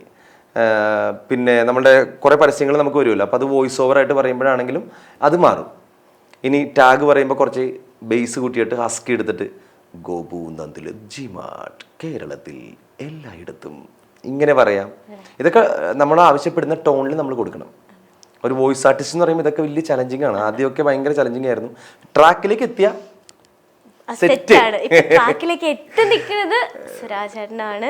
സോ ഇനി ഒരുപാട് ഓപ്പർച്യൂണിറ്റി, ഒരുപാട് ഓപ്പർച്യൂണിറ്റീസ് കിട്ടട്ടെ എന്ന് ഞാൻ പ്രാർത്ഥിക്കുകയാണ്. ഞാൻ ഭയങ്കര സന്തോഷമായിട്ടോ, കാരണം എനിക്ക് അങ്ങനെ ഒരു ചാൻസ് കിട്ടിയതിൽ. So thank you. അല്ല, ഞാനും ഇപ്പോൾ ഒരുപാട് ഇന്റർവ്യൂസ് അറ്റൻഡ് ചെയ്തു. ഇത്രയും ക്ഷമയോടെ, അല്ലെങ്കിൽ ഇത്രയും സന്തോഷത്തോടെ, ഇത്രയും സെന്റിമെന്റ്സോടെ. Okay fine. എന്നെ കേട്ടിരുന്നതിന് ഒരുപാട് സന്തോഷം. ജീവിതം എന്ന് പറഞ്ഞാൽ ഞാൻ ഇപ്പോഴും പറയുന്ന ഒറ്റ കാര്യമുള്ളൂ സൂര്യ, നമ്മുടെ ലൈഫിൽ നമുക്ക് സ്വപ്നം കാണാനുള്ള അവകാശമുണ്ട്. പക്ഷേ അബ്ദുൽ കലാം സാറ് പറഞ്ഞിട്ടുണ്ട്, നമ്മൾ ഉറങ്ങുമ്പോൾ കാണുന്നതല്ല സ്വപ്നം, നമ്മൾ അതിൻ്റെ പുറകെ പോകുമ്പോഴാണ്, അല്ലെങ്കിൽ പുറകെ പോകണം എന്നാണ് പറഞ്ഞിരിക്കുന്നത്. ഞാൻ ആദ്യം പറഞ്ഞാൽ ഇന്റർവ്യൂ തുടങ്ങുമ്പോൾ Sachin Tendulkar chase your dreams എന്നാണ്. ശ്രമിക്കുക, കിട്ടാതിരിക്കട്ടെ. ഞാൻ എല്ലാം അങ്ങനെ തന്നെ ശ്രമിക്കും. എനിക്ക് കിട്ടാതെ പോയിട്ടുണ്ട്, ഒരുപാട് വോയിസ് ടെസ്റ്റ് ഞാൻ കൊടുത്തിട്ട് കിട്ടാതെ പോയിട്ടുണ്ട്. നായകനൊക്കെ ഒരുപാട് സ്ഥലത്തുനിന്ന് എനിക്ക് ഇല്ല എന്ന് പറഞ്ഞിട്ട് ഞാൻ ഒരു റിയാലിറ്റി ഷോ ആങ്കർ ചെയ്യാൻ പോയിട്ട് ലാസ്റ്റ് മൊമെന്റിൽ എന്നെ പറ്റില്ല എന്ന് പറഞ്ഞു വിട്ടിട്ടുണ്ട്. അതൊക്കെ അതുപോലെ ഒരു നായകനെ ഇതിനു മുമ്പ് ഡബ് ചെയ്യാൻ പോയിട്ട് എനിക്ക് ഫെഫ്കേഡ് അന്ന് കാർഡ് ഉണ്ടായിരുന്നില്ല. ഫെഫ്കേഡ് ആ കാർഡ് ഇല്ല എന്ന് പറഞ്ഞിട്ട് ചെയ്യാൻ പറ്റില്ല, ഒരു കംപ്ലൈൻറ്റ് വന്നിട്ടുണ്ടെന്ന് പറഞ്ഞു വിട്ടിട്ടുണ്ട്. അപ്പോഴൊക്കെ ഞാനിരുന്ന ആ സമയത്ത് ഇതുപോലെ തന്നെയായിരുന്നു, ഭയങ്കര കരച്ചിലായിരുന്നു. ലിറ്ററലി പറഞ്ഞാൽ ഈ പാലാരിവട്ടത്ത് തന്നെയായിരുന്നു. ഭയങ്കര സെൻറ്റിമെൻറ്റ്സ് ആയിരുന്നു ആ സമയത്ത് എൻ്റെ മനസ്സിൽ. കാരണം ആ പേയ്മെൻറ്റും ആ വർക്കും എല്ലാം പോയി. പക്ഷേ ഞാൻ ഖത്തറിലൊക്കെ ജോലി എടുത്ത് ഒരു ശമ്പളമൊക്കെ ആക്കി കഴിഞ്ഞപ്പോൾ ആദ്യം ചെയ്തെന്താണ് ആ ഫെഫ്ക കാർഡ് എടുത്ത്.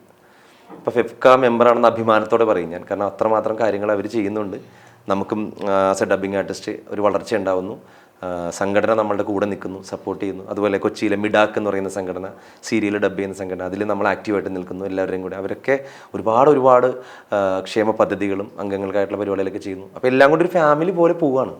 ഇതിലൊക്കെ എത്തിപ്പെടുന്നു ഞാൻ വിചാരിച്ചിട്ടില്ല. നമ്മളെന്താ ഓരോ കാലം കഴിയുമ്പോൾ അങ്ങോട്ട് പോട്ടെ വർത്തമാനം പറയാം, തോണ്ടിരിക്കരുത്, കുറച്ചും കൂടി സംസാരിക്കാൻ ഇഷ്ടമുള്ള ആൾക്കാർക്ക് ഇതൊരു ഓപ്പർച്യൂണിറ്റീസ്. അതെ. ഇപ്പൊ എന്റെയൊക്കെ ഞാനിപ്പോ ഒരു പ്രത്യേകതയായിട്ട് കാണാൻ, എനിക്കൊക്കെ ഇപ്പോൾ ഒരു മൈക്ക് തന്നു കഴിഞ്ഞിട്ടുണ്ടെങ്കിൽ എന്തെങ്കിലുമൊക്കെ പറഞ്ഞൊരു അരമണിക്കൂർ 1 മണിക്കൂർ പിടിച്ചിരുത്താൻ പറ്റുമെന്ന് വിശ്വസിക്കുന്നുണ്ട്. അത് ചിലപ്പോൾ എന്ത് ടോപ്പിക് ആയിക്കോട്ടെ, അല്ലെങ്കിൽ കഥ ആയിക്കോട്ടെ, അല്ലെങ്കിൽ എൻ്റെ തന്നെ ഇപ്പോഴത്തെ കഥ ആയിക്കോട്ടെ, ക്യാമ്പസിലെ പ്രണയ സ്റ്റോറി ആയിക്കോട്ടെ, ഇനി വന്നില്ലെങ്കിൽ 2 സിനിമാ ഡയലോഗ് ആയിക്കോട്ടെ, എന്ത് വേണമെങ്കിലും നമുക്ക് പറ്റും. അത് പറ്റും എന്ന് പറയുന്നത് ഈ വർഷങ്ങളുടെ എക്സ്പീരിയൻസ് കൊണ്ടാണ്. അത് ഇപ്പോൾ ഇത്രയും സക്സസിൽ നിൽക്കുമ്പോൾ എനിക്ക് ഒരു നല്ല അച്ഛൻ അമ്മ അത് വളർത്തു ഗുണം എന്ന് പറയും. ഞാനിപ്പോഴും എനിക്ക് ഏറ്റവും കൂടുതൽ, ഞാൻ പറഞ്ഞില്ല, ഏറ്റവും വലിയൊരു കമൻറ്റ് ഇന്നലെ കിട്ടിയിട്ടോ. അമ്മയൊക്കെ കൊണ്ടുപോയിട്ട് ഞാൻ കാണിച്ചു. അപ്പോൾ ഞാൻ ജസ്റ്റ് ഒന്ന് വീഡിയോ കാണിച്ചു തരാം. അതായത് അവരെല്ലാവരും സന്തോഷം ഞാൻ ആദ്യം കാണിച്ചു തരാം. ജസ്റ്റ് എന്നിട്ട് ഞാൻ കഥയിലേക്ക് വരാം. കഥയല്ല, ഒരു ചെറിയ കാര്യത്തിലേക്ക് വരാം. ഇതാണ് അമ്മ, ചുരിദാറാക്കി കിടക്കണ സുന്ദരി കുട്ടിയാണ്. ഇതെൻ്റെ കൊച്ചാണ്, പൊളിച്ച് റെഡാണ് അമ്മ കേട്ടോ.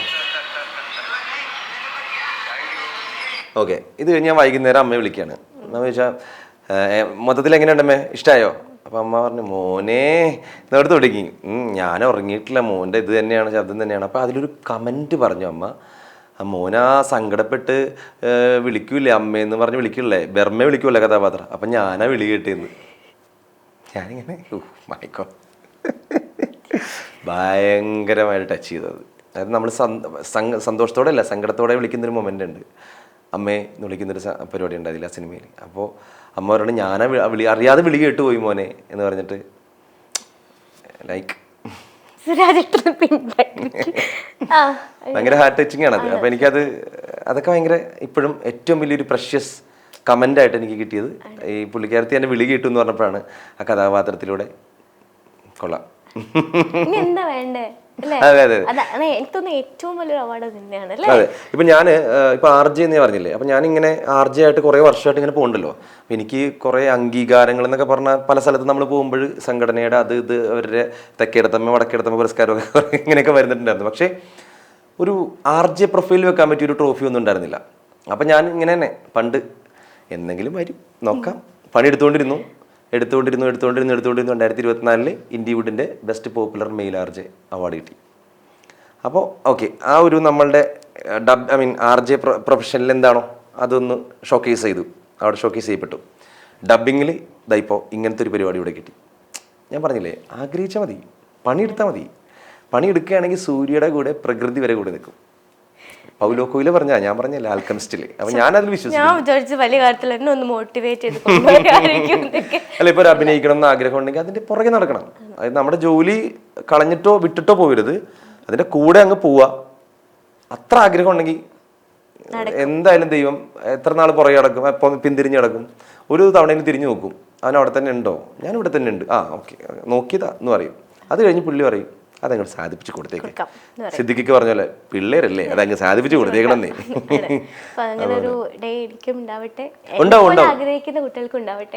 നിങ്ങൾക്ക് എല്ലാവർക്കും ഈ പറഞ്ഞ ഇവർക്കെല്ലാം ഈ ക്യാമറയുടെ ബാക്കിൽ ഇരിക്കുമ്പോൾ എന്തും കൊണ്ടും ഇങ്ങനെ ഇരിക്കാനായിരിക്കില്ല, ഒരു ബിഗ് സ്ക്രീനിലെ സിനിമയുടെ ബാക്കിൽ ഇരിക്കാനായിരിക്കും ഇഷ്ടപ്പെടുന്നത്. അപ്പോൾ അതൊക്കെ ഉണ്ടാവട്ടെ ബ്രോ.